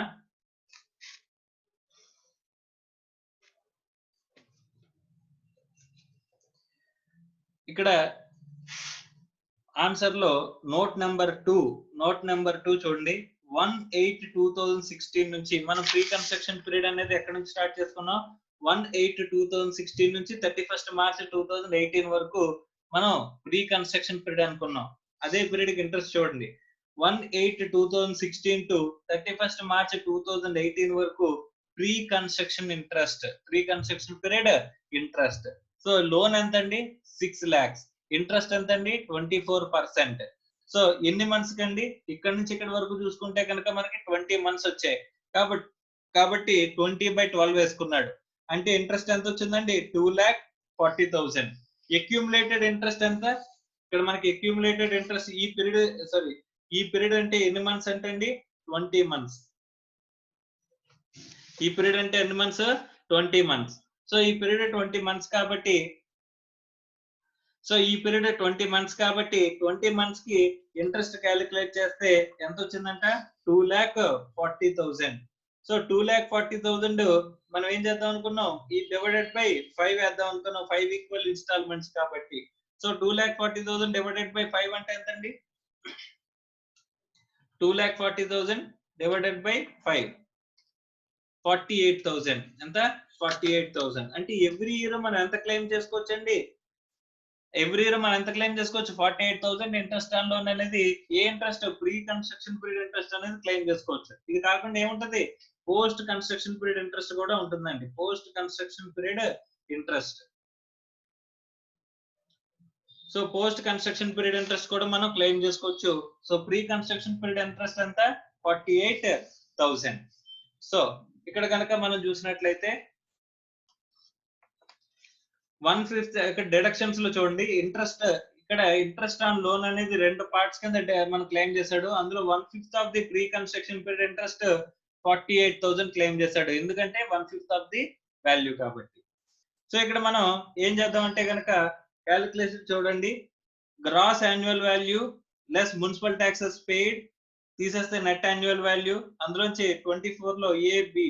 సో ఇక్కడేమో 30% ఆఫ్ ఎన్ఏబి, ఇదేమో interest on loan. So interest on loan లో pre construction period interest, post construction period interest రెండు ఉన్నాయి. సో ఈ ప్రాబ్లం లో మెయిన్ ఇంపార్టెంట్ ఆస్పెక్ట్ ఏంటంటే ప్రీ కన్స్ట్రక్షన్ పీరియడ్ ఇంట్రెస్ట్ అండి. ఆ ప్రీ కన్స్ట్రక్షన్ పీరియడ్ ఇంట్రెస్ట్ మనం క్యాలిక్యులేషన్ ఆల్రెడీ చెప్పుకున్నాము. సో కాబట్టి ఇక్కడ గ్రాస్ యాన్యువల్ వాల్యూకి ఇక్కడ క్యాలిక్యులేషన్ కి ఏమి ఇచ్చాడంటే రెంట్ రిసీవబుల్, రెంట్ ఇచ్చాడండి. తర్వాత ఇక్కడ మనకి ఇక్కడ చూసుకుంటే కనుక మున్సిపల్ వాల్యుయేషన్ ఇవన్నీ ఇవ్వలేదండి. మున్సిపల్ వాల్యూ తర్వాత క్వశ్చన్ లో చూస్తే కనుక, క్వశ్చన్ లో మనం చూస్తే ఇక్కడ మున్సిపల్ వాల్యూ అనేది ఇవ్వలేదు. తర్వాత మనకి స్టాండర్డ్ రెంట్ అనేది ఇవ్వలేదు. తర్వాత ఫెయిర్ రెంట్ అనేది ఏమి ఇవ్వలేదండి. మరి అలాంటప్పుడు ఎలా చేస్తాం సార్ అని చెప్పేసి అని అనుకుంటే కనుక it is to be assumed that ఇక్కడ ఏంటంటే ఇక్కడ అన్ని క్యాలిక్యులేషన్స్ చేసిన తర్వాత మాత్రమే ఇక్కడ మనకి ఇక్కడ ఈ వాల్యూ అనేది రెంట్ అనేది మనం ఎంతైతే ఛార్జ్ చేస్తున్నామో ఆ రెంట్ అనేది మనకి ఈ స్టెప్ 3 వాల్యూ కింద ఇచ్చాడు అని చెప్పేసి డైరెక్ట్ గా మనం తీసేసుకోవచ్చు అండి. సార్ ఇక్కడ స్టెప్ 3 వాల్యూ ఏదైతే ఉంటుందో ఈ స్టెప్ 3 వాల్యూ డైరెక్ట్ గా ఈ రెంట్ అనేది మనకి ఛార్జ్ చేసిందని మనం అజంప్షన్ రాసుకోవచ్చు. ఇంకే అదర్ ఇన్ఫర్మేషన్ ఇవ్వలేదు కాబట్టి. సో ఇక్కడ రెంట్ ఎంత అంటే 5,000 పర్ మంత్. 5,000 అంటే ఎంత అండి? 5,000 into 12 60,000. కానీ ఎన్ని యూనిట్స్ ఉన్నాయి ఇక్కడ? ఎన్ని యూనిట్స్ ఉన్నాయంటే కనుక 8 యూనిట్స్ ఉన్నాయండి. ఈచ్ యూనిట్ ని మనం 5,000 రెంట్ కి ఇచ్చాం. సో కనుక మనం ఇక్కడ మాట్లాడుకుంటే ఇక్కడ రెంట్ రిసీవబుల్ ఎంత? 5,000 into 12 into 8. డైరెక్ట్ గా దీన్ని దేనికి తీసుకుంటాం? స్టెప్ 3 వాల్యూ కింద తీసుకొచ్చండి యాక్చువల్ రెంట్. సో ఎందుకంటే అక్కడ మనకి మిగతా ఇన్ఫర్మేషన్ లేదు కాబట్టి ఇక డైరెక్ట్ గా ఈ వాల్యూని మనం కన్సిడర్ చేస్తున్నాం ఒక అసంప్షన్ రాసుకోవాలి. నెక్స్ట్ ఇక్కడ రెంట్ నాట్ రికవర్డ్ అంట. సో కొన్ని యూనిట్స్ కి రెంట్ నాట్ రికవర్డ్ అని చెప్పాడండి. ఇక్కడ రూల్ 4 కండిషన్స్ సాటిస్ఫై చేశాడు అని చెప్పేసి కనుక మనం తీసుకున్నట్లయితే అప్పుడు యాక్చువల్ రెంట్ నుంచి మనం ఏం చేసుకోవచ్చు అనుకున్నాం? అన్రియలైజ్డ్ రెంట్ ని అడ్జస్ట్ చేసుకోవచ్చు అని చెప్పేసి మాట్లాడుకున్నాం అండి. ఇక్కడ రెంట్ అనేది రాలేదు అని చెప్పేసి మనకి క్వశ్చన్ లో చెప్పాడు. సో రెంట్ అనేది మనకి రాలేదని చెప్పినప్పుడు రూల్ 4 కండిషన్స్ సాటిస్ఫై చేశాడని మన అజంప్షన్ తీసుకుని ఇక్కడ మనం ఏం చేస్తున్నామండి, రెంట్ నాట్ రిసీవ్డ్ అని చెప్పేసి మైనస్ చేసుకుంటున్నామండి. సో అలా మైనస్ చేస్తే ఎంత వచ్చిందండి, 75,000 మైనస్ చేసుకున్నాం. అప్పుడు గ్రాస్ యాన్యువల్ వాల్యూ ఎంత వచ్చిందంటే అండి 4,05,000. అదే 4,05,000 ఇక్కడ తీసుకున్నాం. తర్వాత మున్సిపల్ ట్యాక్సెస్ పెయిడ్ గురించి చెప్పాడు, అది 40,000. తర్వాత 30% ఆఫ్ ఎన్ఈవి, ఇక్కడ ఎన్ఈవి ఎంత వస్తుందో దాంట్లో 30%. అది కాకుండా ఇంట్రెస్ట్ గురించి మనం మాట్లాడుకుంటే ప్రీ కన్స్ట్రక్షన్ పీరియడ్ ఇంట్రెస్ట్ గురించి ఆల్రెడీ మాట్లాడుకున్నాం. పోస్ట్ కన్స్ట్రక్షన్ పీరియడ్ ఇంట్రెస్ట్ గురించి మాట్లాడుకుంటే ఇంట్రెస్ట్ ఆన్ లోన్, ఇక్కడ లోన్ అనేది మనం కొంత మధ్యలో రీపే చేసామండి. 6 lakhs లోన్ ఉన్నది, అందులో మనం ఎంత రీపే చేసాం, 3 lakhs రీపే చేసాం అని చెప్పేసి క్వశ్చన్ లో చెప్పాడు. అది ఎప్పుడు రీపే చేసామంటే డిసెంబర్ లో రీపే చేసామన్నాడు. కాబట్టి ఏప్రిల్ టు డిసెంబర్ ఏమో 6 lakhs మీద ఇంట్రెస్ట్, తర్వాత జనవరి టు మార్చ్ ఏమో 3 lakhs మీద ఇంట్రెస్ట్ క్యాలిక్యులేట్ చేసుకుని ఆ 9 months 3 months పీరియడ్ కి ఇంట్రెస్ట్ క్యాలిక్యులేట్ చేసుకుని ఆ టోటల్ ఇంట్రెస్ట్ ఎంతైతే వచ్చిందో ఆ ఇంట్రెస్ట్ అంతటిని కూడా ఇక్కడ మనం క్లెయిమ్ చేసుకుంటున్నాం అండి. ఇది పోస్ట్ కన్స్ట్రక్షన్ పీరియడ్ ఇంట్రెస్ట్ అండి. సో ఆ ఇంట్రెస్ట్ ఈ డిడక్షన్స్ అన్ని తీసేస్తే మిగిలింది ఎంత వచ్చిందండి, ఇన్కమ్ ఫ్రమ్ హౌస్ ప్రాపర్టీ 81,500. అమ్మ అన్ని ఐడెంటికల్ యూనిట్స్ కాబట్టి మొత్తం అన్నిటికీ కలిపి ఒకటే క్యాలిక్యులేషన్ చేశాడండి. అలా కాకుండా డిఫరెంట్ యూనిట్స్ డిఫరెంట్ వాల్యూస్ ఉన్నాయంటే కనుక మనం ఎన్ని క్యాలిక్యులేషన్స్ చేసుకోవాలి, ఇక్కడ 8 యూనిట్స్ కింద మనం సెపరేట్ క్యాలిక్యులేషన్స్ వేసుకోవాలండి. ఓకేనా, రైట్. సో డిఫరెంట్ వాల్యూస్ అయ్యి లేవు కాబట్టి అన్ని ఈక్వల్ వాల్యూస్ కాబట్టి ఇక్కడ మనకి ఏం చేశాడండి, ఇక్కడ ఒకే క్యాలిక్యులేషన్ లో క్యాలిక్యులేషన్ అనేది చేసుకుంటూ వచ్చాడు.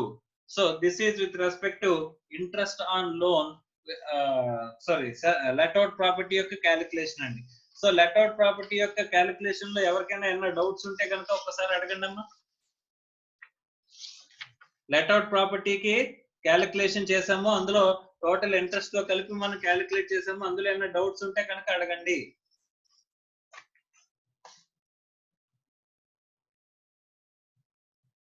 సార్ చెప్పమ్మా. ఇప్పుడు మనం సాలరీస్ తీసుకున్నప్పుడు అక్కడ ప్రొఫెషనల్ ట్యాక్స్ దగ్గర ఒక లిమిట్ పెట్టారు కదా సార్ 2,500, దీంట్లో కూడా ఏమైనా లిమిట్స్ ఏమైనా ఉన్నాయా సార్? అలా లిమిట్స్ ఏం లేవమ్మా. అది 2,500 అనేది కాన్స్టిట్యూషన్ ప్రకారం పెట్టిన లిమిట్.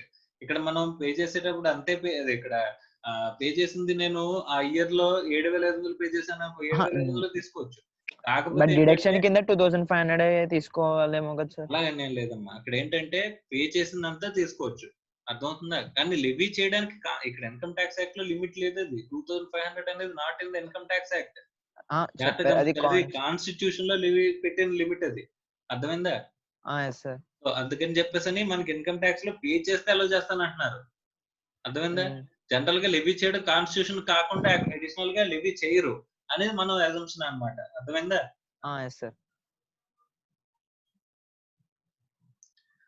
లెట్అవుట్ ప్రాపర్టీలో ఏమైనా క్యాలిక్యులేషన్ లో సోఫార్ ఏమైనా డౌట్ ఉందా లేదా?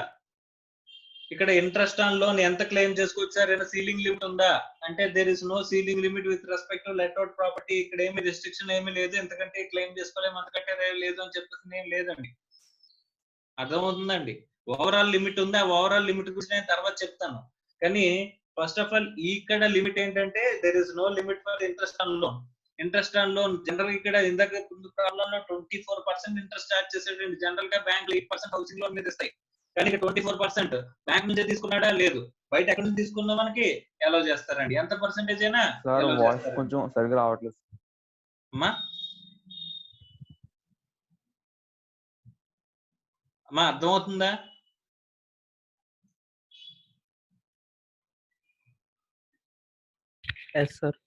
అమ్మా డౌట్స్ ఏం లేవు కదా? Shall we move forward? So section 23 subsection 1 let out property అనేది కంప్లీట్ అయింది. సో క్యాలిక్యులేషన్ కంప్లీట్ అయింది. Next we will move on to the self occupied property or unoccupied property, section 23 subsection 2. So 23 subsection 2 లో మనకి calculation కి వెళ్ళిపోతున్నాము. 23 subsection 2 లో మనం already చెప్పుకున్నామండి calculation ఎలాగంటే gross annual value nil. Sir ఎంత ఉన్నా సరే గ్రాస్ యాన్యువల్ వాల్యూ నిల్లే సార్. ఎస్, ఇక్కడ మనకి లెట్అవుట్ ప్రాపర్టీస్ కాని ప్రాపర్టీస్ ఏవైతే ఉంటాయో ఆ లెట్అవుట్ ప్రాపర్టీస్ కాని ప్రాపర్టీస్ ని మనం ఏం చేసుకోవచ్చండి, we can classify it as let out properties కాని ప్రాపర్టీస్ ని మనం ఏమి క్లాసిఫై చేసుకోవచ్చు, self occupied deemed to be let out కింద పంచుకోవచ్చండి. సో అందులో highest value gross annual value ఎక్కడైతే ఎక్కువ ఉంటుందో దాన్ని మనం ఏం చేస్తాం సెల్ఫ్ ఆక్యుపైడ్ కింద తీసుకుంటాం అనుకున్నాం అని చెప్పుకున్నాం అండి. ఎందుకంటే గ్రాస్ యాన్యువల్ వాల్యూ అంతా నిల్ కాబట్టి. సో సార్ మనం సెల్ఫ్ ఆక్యుపైడ్ లో లేకపోయినా సరే అక్కడ ఖాళీగా ఉన్న ప్రాపర్టీని నేను సెల్ఫ్ ఆక్యుపైడ్ కింద తీసుకొచ్చా? Yes sir. నేను కొన్నాళ్ళు ప్రాపర్టీలో సెల్ఫ్ ఆక్యుపైడ్ ఉన్నాను, మిగిలిన పీరియడ్ నేను లెట్ అవుట్ ఇచ్చాను అనుకుంటే ఆ ప్రాపర్టీ ఎందులోకి వచ్చేస్తుంది? ఆ ప్రాపర్టీ క్లాసిఫైడ్ అంటే లెట్ అవుట్ ప్రాపర్టీ అని ఎవరు చెప్పారండి? సెక్షన్ 23 సబ్ సెక్షన్ 3 అనేది మనకి చెప్పింది. ఏంటంటే కనుక లెట్ అవుట్ అనేది even part of the period let out చేసినా సరే దాన్ని లెట్ అవుట్ ప్రాపర్టీ కింద క్లాసిఫై చేయాలి. క్యాలిక్యులేషన్ ఎక్కడికి వచ్చేస్తుంది? 23 సబ్ సెక్షన్ 1 లోకి వచ్చేస్తుందండి. సో ఇప్పుడు మనం సెల్ఫ్ ఆక్యుపైడ్ అన్ఆక్యుపైడ్ ప్రాపర్టీ అంటే ఎందులోకి వస్తుంది? సెక్షన్ 23 సబ్ సెక్షన్ 2 లోకి వస్తుందంటండి. సో గ్రాస్ యాన్యువల్ వాల్యూ ఎంత? నిల్. గ్రాస్ యాన్యువల్ వాల్యూ నిల్ కాబట్టి మున్సిపల్ ట్యాక్సెస్ కూడా ఎంత అవుతాయి? ఎంత పే చేసినా సరే నిల్ కింద తీసుకోవాలి. నిజంగా పే చేసినా సరే ఇక్కడ నిల్ కింద తీసుకోవాలి. సో నెట్ యాన్యువల్ వాల్యూ కూడా నిల్. డిడక్షన్స్ అండర్ సెక్షన్ 24 ఎంత వస్తుందంటే స్టాండర్డ్ డిడక్షన్ రేట్ ఆఫ్ 30%, అంటే ఇది కూడా నిల్. అండ్ ఇంట్రెస్ట్ ఆన్ లోన్ ఏమన్నా ఉంటే కనుక ఇంట్రెస్ట్ ఆన్ లోన్ మనం మైనస్ చేసుకోవచ్చు. తీసేస్తే ఇక్కడ మనం అనుకున్నాం ఏదో లాస్ గానీ లేకపోతే నిల్ గానీ రెండిట్లో ఏదో ఒకటి వస్తుందని చెప్పేసి మనం మాట్లాడుకున్నాం. సో ఒక్కసారి సెల్ఫ్ ఆక్యుపైడ్ ప్రాపర్టీ గురించి ఇక్కడ థియరీ ఏం చెప్పారు అనేది ఒక్కసారి చూడండి అమ్మా. Self occupied property. The annual value of two self-occupied properties at the option of the assessee shall be taken as nil. Very very important. మనకి లెట్ అవుట్ ప్రాపర్టీ కాని ప్రాపర్టీస్ ఏవైతే ఉన్నాయో, లెట్ అవుట్ ప్రాపర్టీ కాని properties మనం మొత్తంగా example లో మనం మాట్లాడుకున్నప్పుడు 10 ప్రాపర్టీల్లో 2 ప్రాపర్టీలు బిజినెస్ అడ్మినిస్ట్రేషన్ యూజ్ చేస్తే మిగిలిన 8 ప్రాపర్టీస్ 8ని లెట్ అవుట్ ఇచ్చేసారంటే ఇంకా మనం సెల్ఫ్ ఆక్యుపైడ్ కి ఏం మిగలవు. Self occupied deemed to be let out కి ఏం మిగలవండి. ఓన్లీ లెట్ అవుట్ ప్రాపర్టీ కింద క్లాసిఫై చేస్తాం. సో లెట్ అవుట్ ప్రాపర్టీ కాని ప్రాపర్టీస్ ఏవైతే ఉంటాయో వాటినే మనం ఏం చేయాలి? Self occupied deemed to be let out కింద క్లాసిఫై చేసుకోవాలి. సో లెట్ అవుట్ ప్రాపర్టీ కింద మనం ఎన్ని అనుకున్నాం? 4 ప్రాపర్టీస్ ఇచ్చేసాం. సో కాబట్టి మిగిలిన 4 ప్రాపర్టీస్ లోని ఎన్ని ప్రాపర్టీస్ నేను చూస్ చేసుకోవచ్చంట? 2 ప్రాపర్టీస్ నేను చూస్ చేసుకోవచ్చంట. ఓకే. కొద్దిగా డిస్టర్బెన్స్ వస్తుంది సార్ వాయిస్, మీ వాయిస్ దగ్గర కొద్దిగా క్లియర్ గా రావట్లేదు సార్. ఇప్పుడు వాయిస్ బాగానే వస్తుందా? రావట్లేదు సార్. రావట్లేదా? బాగానే వస్తుంది సార్. ఇప్పుడు చూడండి. ఇప్పుడు పర్లేదు సార్. ఇప్పుడు ఓకేనా? సార్. ఎక్కువ ఏం రావట్లేదు కదా సార్? ఓకే. సో మనకి లెట్ అవుట్ ప్రాపర్టీస్ ఎన్ని ఉన్నాయండి? 4 లెట్ అవుట్ ప్రాపర్టీస్ అనుకున్నాం. మిగిలిన 4 ప్రాపర్టీస్ లో మనం చూస్ చేసుకోవచ్చు అని చెప్పేసి మనం మాట్లాడుకున్నాం. నిజంగా నువ్వు సెల్ఫ్ ఆక్యుపైడ్ ఉండొచ్చు, ఉండకపోవచ్చు. అయినా సరే 2 ప్రాపర్టీస్ నువ్వేం చేసుకోవచ్చు? సెల్ఫ్ ఆక్యుపైడ్ కింద తీసుకోవచ్చు. ఎందుకంటే దాని గ్రాస్ యాన్యువల్ వాల్యూ నిల్ కింద తీసుకుంటామంట. Okay right. ఇక్కడ కూడా మనకి ఏం చెప్తున్నాడు థియరీలో, the annual value of 2 self occupied properties at the option of the assessee shall be taken as nil except interest on loan borrowed. No other deductions, namely municipal taxes or ad hoc deductions of 30% of NAV shall be allowed. అంటే municipal taxes allow చేయడు, తర్వాత 30% of NAV allow చేయడు. ఎందుకంటే gross annual value ఎంత ఇది ఉంటుందో gross annual value నిల్ కాబట్టి మిగిలిన అన్ని కూడా ఎలా తీసుకోవాలండి? నిల్ కింద తీసుకోవాలంటండి.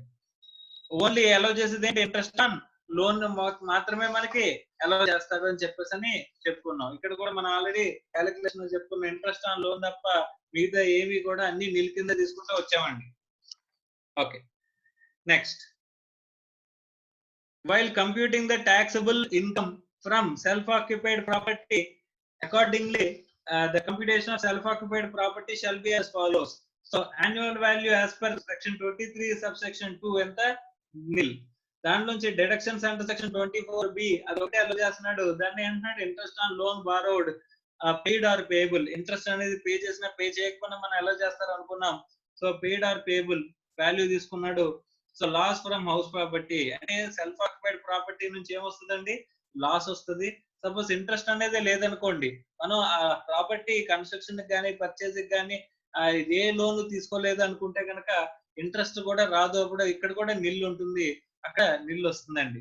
అంటే సెల్ఫ్ ఆక్యుపైడ్ ప్రాపర్టీ నుంచి ఏదర్ లాస్ వస్తుంది లేదా నిల్ వస్తుంది అని చెప్పేసి మనం మాట్లాడుకున్నాం.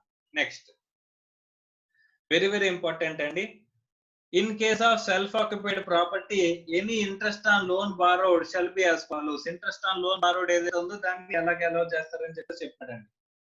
Wear the property is acquired or constructed with a loan borrowed on or after 1/4/1999 and such acquisition or construction of the property. ఇక్కడ ఇంపార్టెంట్ ఏంటంటే మనం నార్మల్ గా లోన్ తీసుకునేది ఎన్ని పర్పస్ కోసం తీసుకోవాలంటే 5 పర్పస్ కోసం తీసుకోవచ్చు. ఏంటవి? Acquisition, construction, renovation, repairs, reconstruction. ఈ 5 పర్పస్ కోసం తీసుకోవచ్చండి. కానీ ఇక్కడ మనకు చెప్తుంది ఏంటంటే ప్రాపర్టీ అక్వైర్డ్ ఆర్ కన్స్ట్రక్టెడ్.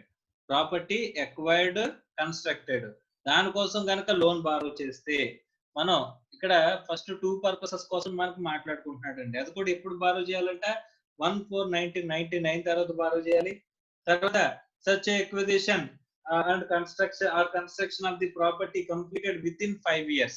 మనం ఎక్విజిషన్ కన్స్ట్రక్షన్ కోసం లోన్ తీసుకుంటే ఎక్విజిషన్ కన్స్ట్రక్షన్ అనేది ఎన్నాళ్ళలో కంప్లీట్ అయిపోవాలంట? 5 years లో కంప్లీట్ అయిపోవాలంట. End of the financial year in which loan was borrowed. Okay right. So ఈ 2 కండిషన్స్ సాటిస్ఫై చేసి, అంటే 3 అండి యాక్చువల్ గా కనిపించే 2 అయినా ఇక్కడ 3 అండి. ఏంటంటే ఫస్ట్ కండిషన్ ఏంటంటే ఎక్విజిషన్ ఆర్ కన్స్ట్రక్షన్ కోసం, తర్వాత అది 1/4/1999 తర్వాత తీసుకోవడం.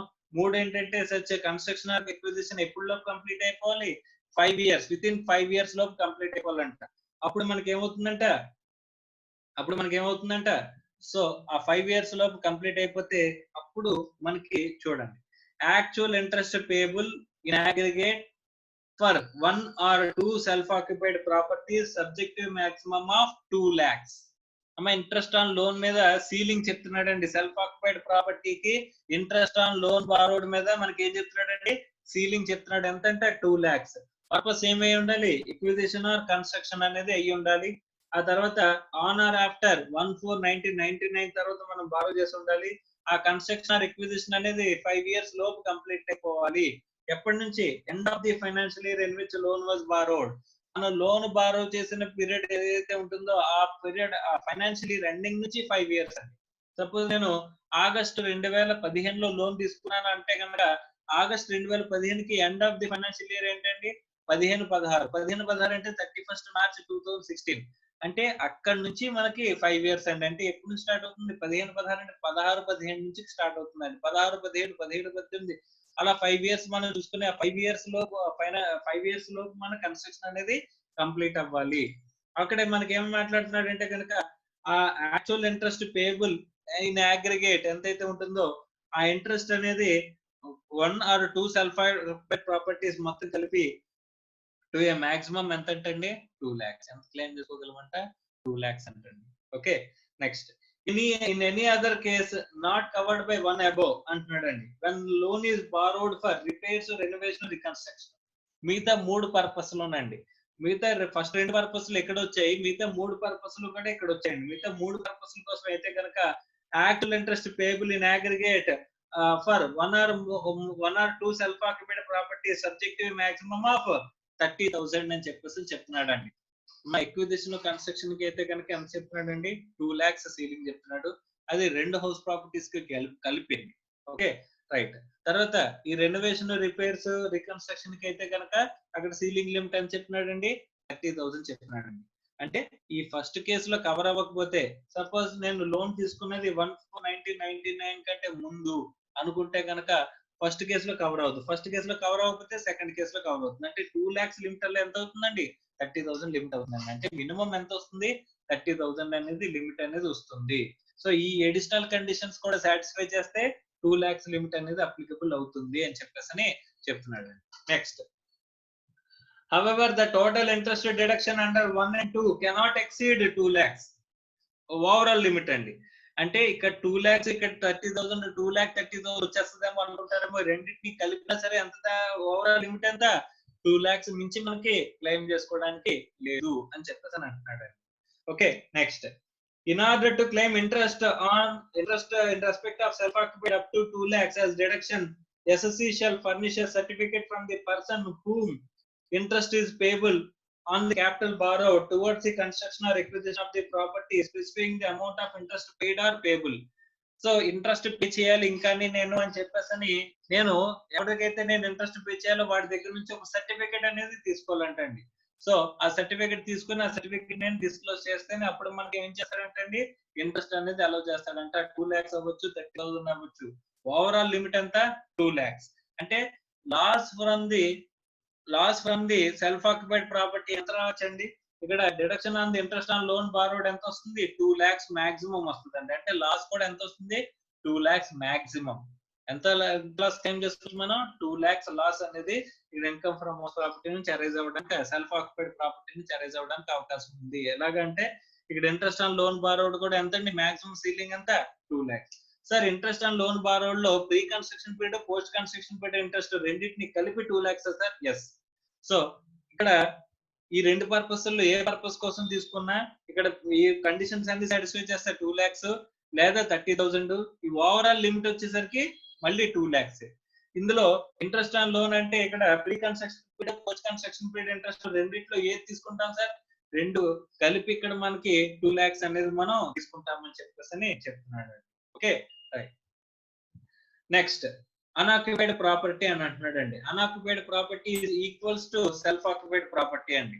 సో అన్ఆక్యుపైడ్ ప్రాపర్టీలో మనం ఇక్కడ ఈ ఆప్షన్ అనేది ఎక్సర్సైజ్ చేసి అక్కడ ప్రాపర్టీ మనం ఆక్యుపై చేయలేదు, కానీ నేనేమంటున్నానంటే ఈ 23 subsection 2 లోకి తీసుకుంటాను సార్ నేను.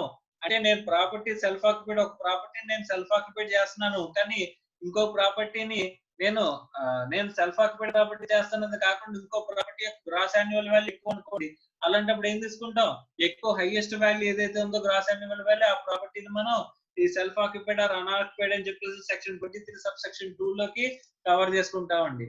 సో ఆ సెక్షన్ 23 subsection 2 లో తీసుకురావాలనుకుంటే కనుక అది సెల్ఫ్ ఆక్యుపైడ్ అవ్వచ్చు లేదా అన్ఆక్యుపైడ్ అవ్వచ్చు, మన ఆప్షన్ బట్టి చూస్ చేసుకుంటాము. సో అన్ఆక్యుపైడ్ ప్రాపర్టీ అంటే ఏంటి చూడండి. when all the following criteria are satisfied, the property shall be considered as unoccupied property.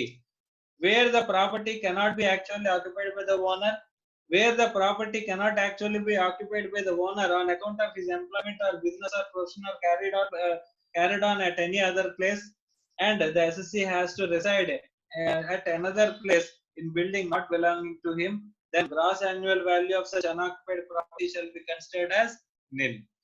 Similar to the self-occupied property, so deduction shall be allowed as unoccupied property except interest on loan borrowed, which is discussed above paragraph. Accordingly, interest on loan deducted for the unoccupied property shall not exceed 2 lakhs, subject to satisfaction of the conditions discussed above.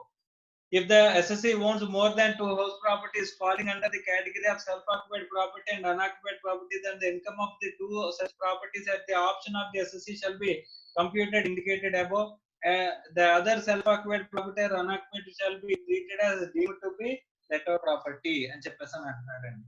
మనం self occupied ఒక దాంట్లో self occupied ఉంటూ మనం ఇంకొకటి చూస్ చేసుకుంటున్నాము అని చెప్పేసి అనుకుంటే కనుక అక్కడ ఏమవుతుందండి, అది సెల్ఫ్ ఆక్యుపైడ్ ప్రాపర్టీ కింద మనం ఆప్షన్ చూస్ చేసుకున్నది సెల్ఫ్ ఆక్యుపైడ్ ఆర్ అన్ఆక్యుపైడ్ లోకి వస్తుంది. మిగిలిన దానికి ఏమొస్తుంది? Deemed to be let out లోకి తీసుకెళ్తాము.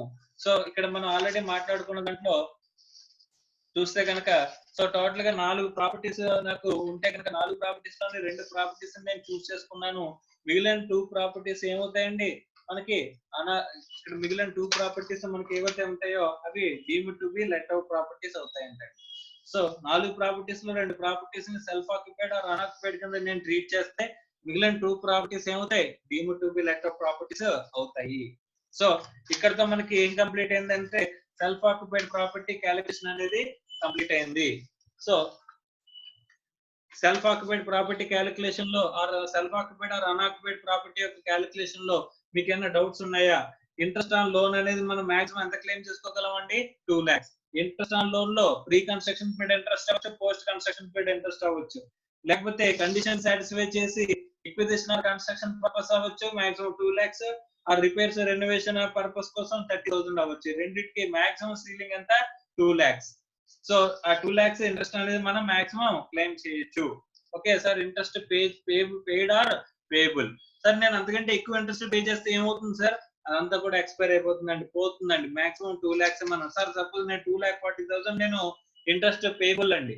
కానీ ఎంత క్లెయిమ్ చేసుకోగలండి? కేవలం 2 lakhs మాత్రమే నేను క్లెయిమ్ చేసుకోగలనంట. అర్థమవుతుందండి? So this is self occupied or unoccupied property calculation section 23 subsection 2 అండి. సో ఏమైనా డౌట్స్ ఉన్నాయమ్మా? సెక్షన్ 23 సబ్సెక్షన్ 2 లో సెల్ఫ్ ఆక్యుపైడ్ ప్రాపర్టీ గురించి ఏమైనా డౌట్స్ ఉంటే అడగండి. లేదు అంటే కనుక we will move on to section 23 subsection 4 deemed to be let out property calculation గురించి వెళ్ళిపోదాం. మా సెల్ఫ్ ఆక్యుపైడ్ అన్ఆక్యుపైడ్ ప్రాపర్టీ మీద డౌట్స్ ఏమైనా ఉన్నాయా? Okay, we will move on to the next topic deemed to be let out property. So deemed to be let out property లో మనకి ఏమున్నాయని చెప్పేసి అనుకుంటే కనుక సెక్షన్ 23 సబ్సెక్షన్ 4 లోకి వస్తుందండి. గ్రాస్ యాన్యువల్ వాల్యూ అంటే ఎలా వస్తుంది అనుకున్నాం?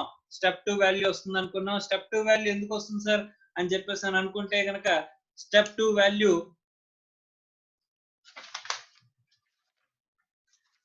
వాల్యూని మనం గ్రాస్ యాన్యువల్ వాల్యూ కింద ఎలా తీసుకుంటాం అంటే కనుక స్టెప్ 3 అప్లై చేయడానికి ఇక్కడ యాక్చువల్ రెంట్ ఉండదండి. ఇది యాక్చువల్ గా లెట్ అవుట్ ఇచ్చిన ప్రాపర్టీ కాదు. లెట్ అవుట్ ప్రాపర్టీ అయితే కనుక మనం స్టెప్ 3 లో యాక్చువల్ రెంట్ తో కంపేర్ చేస్తాం. కానీ ఇక్కడ యాక్చువల్ రెంట్ లేదు కాబట్టి స్టెప్ 2 తో ఆగిపోతుందండి. కాబట్టి గ్రాస్ యాన్యువల్ వాల్యూ అంటే ఏం తీసుకుంటాం? Step 2 value will be considered as gross annual value. So అందులోంచి మున్సిపల్ ట్యాక్స్ పెయిడ్ అంటే మైనస్ చేస్తాం. నెట్ యాన్యువల్ వాల్యూ నుంచి deductions, standard rates 30% of NAV, తర్వాత ఇంట్రెస్ట్ ఆన్ లోన్. ఇది తీసేస్తే కనుక ఇన్కమ్ ఫ్రమ్ హౌస్ ప్రాపర్టీ అనేది వస్తుంది అని చెప్పేసి మనం మాట్లాడుకున్నామండి. సో కాబట్టి ఒకసారి deemed to be let out provisions ఒకసారి మనం చూద్దాం.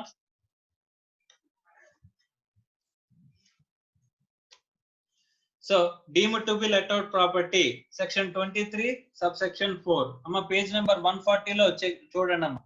పేజ్ నెంబర్ 140 చూడండి. In case of deemed to be let out property, the nature which is self-occupied property or unoccupied property, the computation of income similar to that of a let out property but subject to certain modifications. అంటే other than self-occupied, other than unoccupied property ఏవైతే ఉంటాయో మిగిలిన వాటిని let out property కానిది self occupied లో are unoccupied లో మనం consider చేయనివి మిగిలిన ప్రాపర్టీస్ ఏవైతే ఉంటాయో అవన్నీ కూడా ఎందులోకి వస్తాయంట? Deemed to be let out ప్రాపర్టీలోకి వస్తాయంట. So deemed to be let out property లోకి వస్తే కనుక ఇక్కడ మనకి ఏం చెప్తున్నాడంటే ఇది similar to let out property calculation. Let out property calculation లాగే ఉంటుంది. కానీ ఇక్కడ సర్టెన్ మోడిఫికేషన్స్ అనుకున్నాము.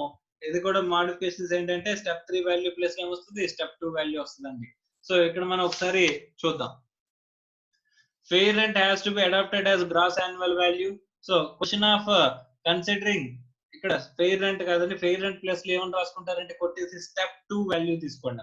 స్టెప్ 2 వాల్యూ అని తీసుకోండి. Step 2 value has to be adapted as gross annual value.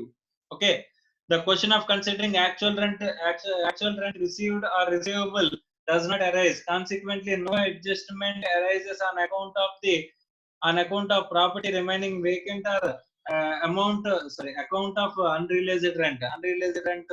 తర్వాత వేకెంట్ గా ప్రాపర్టీ ఉండిపోవడం అనే అడ్జస్ట్మెంట్స్ అంటే స్టెప్ 3 అనేది అసలు రాదు. ఇక్కడ ఫెయిర్ రెంట్ ప్లేస్ లో ఏమని రాసుకోవాలి? మీరు స్టెప్ 2 వాల్యూ అని రాసుకోవాలి. ఫెయిర్ రెంట్ ప్లేస్ లో కొట్టేసి దీన్ని స్టెప్ 2 వాల్యూ తీసుకోండి. మనం మాట్లాడుకున్న language. So step 2 value will be considered as gross annual value. అది ఆల్రెడీ మనం ఇక్కడ ఆల్రెడీ చూసామండి. స్టెప్ 2 వాల్యూని మనం గ్రాస్ యాన్యువల్ వాల్యూ కింద మాట్లాడుకుంటాం అని చెప్పేసి మనం మాట్లాడుకున్నాం. ఇంకేమున్నాయి చూద్దాం. Municipal taxes actually paid can be claimed as deduction. So ఇక్కడ కూడా మనం చూస్తే కనుక మున్సిపల్ ట్యాక్సెస్ పెయిడ్ ఎంత అయితే ఉంటుందో అది మళ్ళీ మనం కన్సిడర్ చేసాం, అది మైనస్ చేసుకుంటున్నాం. సో గ్రాస్ యాన్యువల్ వాల్యూ ఉంది కాబట్టి మనం ఏం చేస్తాం? మున్సిపల్ ట్యాక్సెస్ పెయిడ్ కూడా మనం కన్సిడర్ చేస్తాము. తీసేస్తే ఏమొస్తుందండి? Net annual value. Both the deductions under section 24 can be claimed as available in case of let out property. So let out ప్రాపర్టీకి ఎలాగైతే మనం ఈ రెండు డిడక్షన్స్ క్లెయిమ్ చేస్తున్నామో అలాగే ఇక్కడ కూడా డిడక్షన్స్ అనేవి క్లెయిమ్ చేస్తున్నాము. So the ceiling prescribed for the two self-occupied property in respect of interest on loan borrowed does not apply to the deemed to be let out property. So ఇక్కడ deemed to be let out property కి ఈ ceiling limits ఏమీ లేవు. Interest on loan ఎంతైనా claim చేసుకోవచ్చు. Standard rates 30% claim చేసుకుంటే interest on loan అనేది మనం ఎంతైనా క్లెయిమ్ చేసుకుంటాము. Self occupied property or unoccupied ప్రాపర్టీకి అయితే ఎంత ఉందండి? సీలింగ్ లిమిట్ 2 lakhs అనేది లిమిట్ ఉంది. Okay, where an assessee owns 3 or more house properties meant for self-occupation, he can opt to treat any two such house properties as self-occupied properties. మన example లో ఇంతకు ముందు మనం మాట్లాడుకున్న ఎగ్జాంపుల్ లో 4 house properties ఉన్నాయండి. నాకు ఎన్ని హౌస్ ప్రాపర్టీస్ ఉన్నాయి? ఇక్కడ లెట్అవుట్ ప్రాపర్టీస్ కాని ప్రాపర్టీస్ ఎన్ని ఉన్నాయి? టోటల్ 8 ఉంటే 8లోని లెట్అవుట్ ప్రాపర్టీస్ 4 అయితే ఇక్కడ 4 ఉన్నాయండి. ఈ 4 రెండాటిని నేను ఏం చేసుకోవచ్చు అంటే self occupied or unoccupied choose చేసుకోవచ్చు. ఇక్కడ ఏమంటున్నాడు చూడండి, వేరే necessary owns 3 or more house properties, 3 లేక అంతకంటే ఎక్కువ కనుక హౌస్ ప్రాపర్టీస్ ఉంటే ఈ can opt to treat any two properties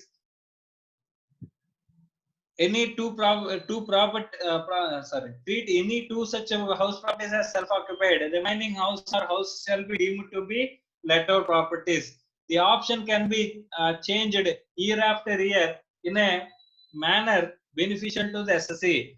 Beneficial to the SSE అంటే ఏదైతే ఎక్కువ వాల్యూ ఉంటుందో, ఏదైతే స్టెప్ టు వాల్యూ ఎక్కువ ఉంటుందో ఆ స్టెప్ టు వాల్యూ ఎక్కువ ఉన్న ప్రాపర్టీని మనం ఏం తీసుకోవచ్చండి, అక్కడ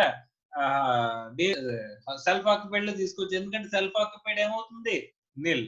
సో ఇక్కడ మనం ఏ ఇయర్ కి ఆ ఇయర్ మార్చుకోవచ్చా సార్? ఎస్, మార్చుకోవచ్చు అంటండి. ఒకసారి మనం తీసుకుంటే అదే ఫిక్స్డ్ గా ఉండాల్సిన అవసరం లేదు. ప్రాపర్టీస్ లో మనం 4 ప్రాపర్టీస్ లో ఫస్ట్ మనం ఎగ్జాంపుల్ కి ఏబిసిడి అని చెప్పేసి ఒకసారి ఎగ్జాంపుల్ మాట్లాడుకున్నాం. మన ఈ ఏబిసిడి లో ఏ అండ్ బి ని నేను ఏం చేశానంటే సెల్ఫ్ ఆక్యుపైడ్ కింద తీసుకున్నానండి.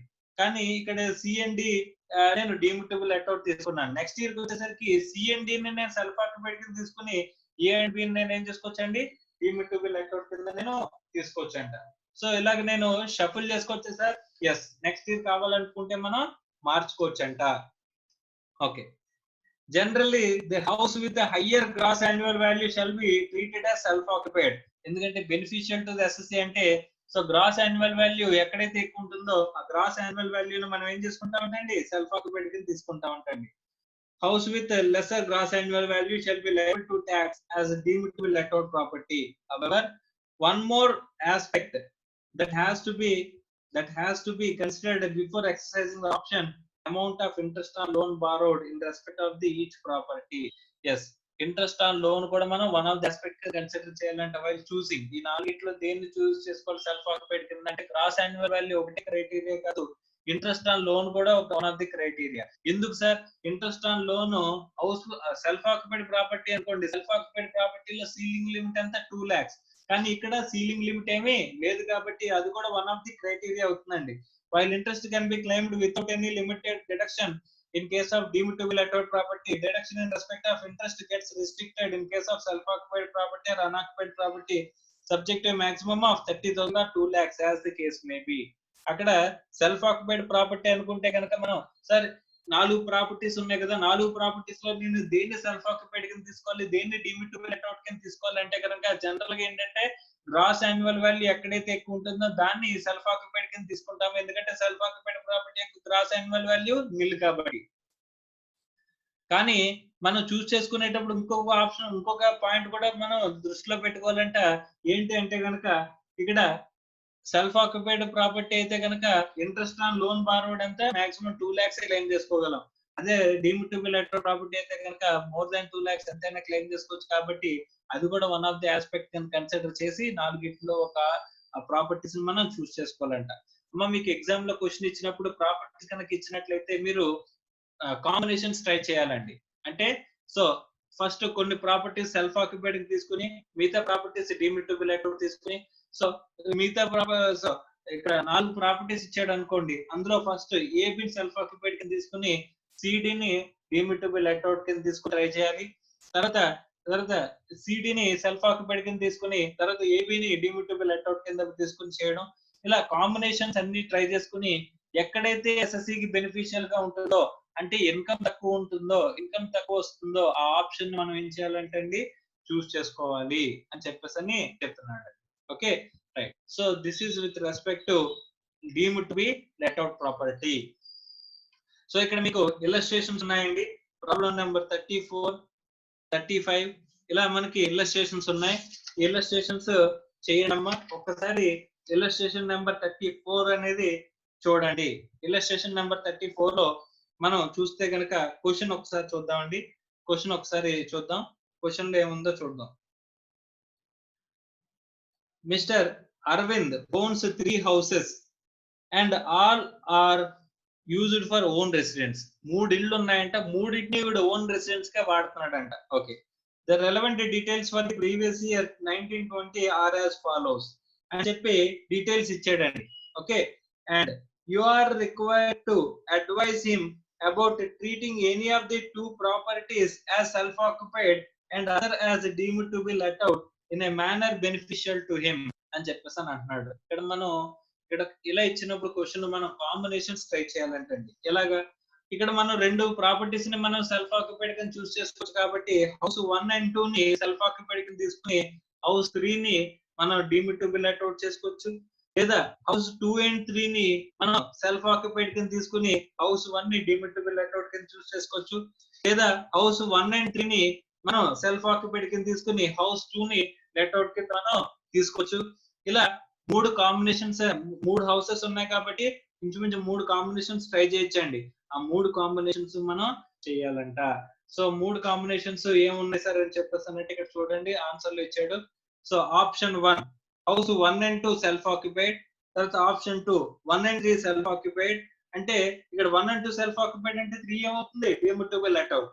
ఇక్కడ ఆప్షన్ 2 1 and 3 సెల్ఫ్ ఆక్యుపైడ్ అనుకుంటే 2 ఏమవుతుంది, deemed to be let out. Option 3 2 and 3 self occupied అనుకుంటే అక్కడ 1 ఏమవుతుంది, deemed to be let out. కింద మనం చేసుకుని మనం ఏం చేయాలంటే ఇక్కడ 3 కేసెస్ లోనే మనం ఇన్కమ్ ఫ్రమ్ హౌస్ ప్రాపర్టీ మనం క్యాలిక్యులేట్ చేసుకుని ఎక్కడైతే తక్కువ మనకి ఇన్కమ్ ఫ్రమ్ హౌస్ ప్రాపర్టీ వస్తుందో ఆ తక్కువ వాల్యూ ఎక్కడైతే వస్తుందో దాన్ని మనం ఏం చేసుకోవాలంటే so income from house property కింద ఇక్కడ ఆప్షన్ కింద మనం చూస్ చేసుకోవాలి. సో ఇక్కడ మనకి ఒకసారి మీరు క్యాలిక్యులేషన్స్ చేసి రేపు వచ్చేసరికి ఈ ప్రాబ్లమ్స్ చేసుకుని రండమ్మా. ఈ ప్రాబ్లమ్స్ చేసుకుని రండి 34, 35, 36. సో 34, 35, 36 వరకు ప్రాబ్లమ్స్ అనేవి మీరు చేసుకుని రావాలి. సో ఇంకా మనకి మిగిలిన చిన్న టాపిక్ ఒక 2 ఆస్పెక్ట్స్ ఉన్నాయి, 2-3 ఆస్పెక్ట్స్ ఉన్నాయి. ఆ 2-3 ఆస్పెక్ట్స్ కనుక మనం కంప్లీట్ చేసుకుంటే మనకి income from house property complete అవుతుంది. సో రేపటి క్లాస్ చాలా చాలా ఇంపార్టెంట్. ఓకే, సో రేపటి క్లాస్ లోనే ఇంకా ఇప్పటి వరకు మనం చెప్పుకున్నది రిపీట్ చేసుకున్నామండి, కానీ ఇక్కడ నుంచి అయితే కొత్త ఆస్పెక్ట్ వస్తుంది. సో ఆ కొత్త ఆస్పెక్ట్ చాలా చాలా important. Income from house property total లోని ఎక్కువగా అడగడానికి అవకాశం ఉండే ఆస్పెక్ట్ ఇప్పుడు నెక్స్ట్ మనం మాట్లాడుకుంటామండి. ఓకే, సో ఫార్ మీకు ఏమైనా డౌట్స్ ఉంటే కనుక అడగండి అమ్మా. సో ఫార్ చెప్పుకున్న దాంట్లో ఏమైనా డౌట్స్ ఉంటే అడగండి.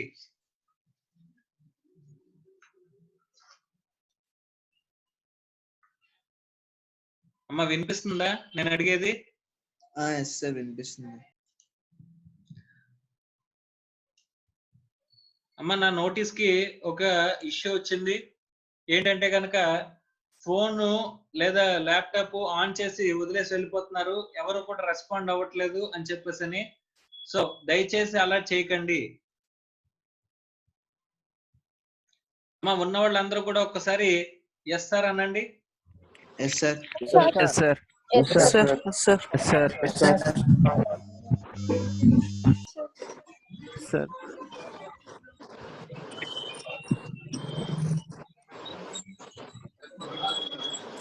అమ్మ ఒకసారి అందరూ కూడా స్పీకర్ ఆన్ చేసుకోండి. అందరూ స్పీకర్ ఆన్ చేయండి.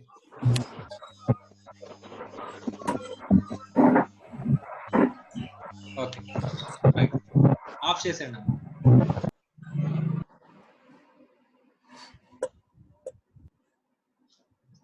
సో ఏమైనా డౌట్స్ ఉంటే అడగండి అమ్మా. సోఫార్ చెప్పుకున్న దాంట్లో సరే ఈ టాపిక్ లో కాదు సార్, సాలరీస్ లో ఒకటి ఉంది సార్ డౌట్. అడగమ్మా. ఇక్కడ మోటార్ కార్ వాల్యుయేషన్ ఉంటది కదా సార్ పెర్క్విజిట్స్ లో. అవునమ్మా. దాంట్లో 1600 cc ఉంటే 1800 per month, ఎక్సీడ్ అయితే 2400 per month అవి ఉన్నాయి కదా సార్. అవునమ్మా. అవి కొన్ని సమ్స్ లో వాడు డిడక్షన్ కింద తీసుకుంటున్నాడు సార్, కొన్ని సమ్ లో అవే టాక్సిబుల్ అమౌంట్ కింద తీసేసుకుంటున్నాడు సార్. అంటే వాడు అక్కడ మెయిన్ దాని ముందు క్రైటీరియా ఉంటుంది చూడు, ఆ అసెట్ కార్ ఎవరు ఓన్ చేసుకున్నారు, కార్ ఎవరు, దాని బేసిస్ మీద అంటే ఉంటదమ్మా. ఎంప్లాయర్ ఓన్ చేస్తుంటేనేమో టాక్సిబుల్ కింద తీసుకుంటున్నాడు సార్, ఎంప్లాయీ కింద అంటే ఏమో డిడక్షన్ కింద తీసుకుంటున్నారు సార్. అలాగేనా సార్, లేకపోతే పైన పాయింట్ ఉంది అన్నిటికీ అప్లికబుల్ అవుతుంది సార్? ఆ క్రైటీరియా పక్కన మనకి ఎలాగైతే క్యాలిక్యులేషన్ ఉందో సేమ్ అదే అప్లై చేస్తాడు. ఒకసారి మళ్ళీ చెయ్యి క్యాలిక్యులేషన్ స్పెసిఫిక్ గా ప్రాబ్లం డౌట్ ఉంటే ప్రాబ్లం రెఫర్ చేస్తూ అడుగు, నేను చెప్తాను. సార్ ఒకసారి పేజ్ నెంబర్ 98 ఓపెన్ చేయాలి. Page number 98.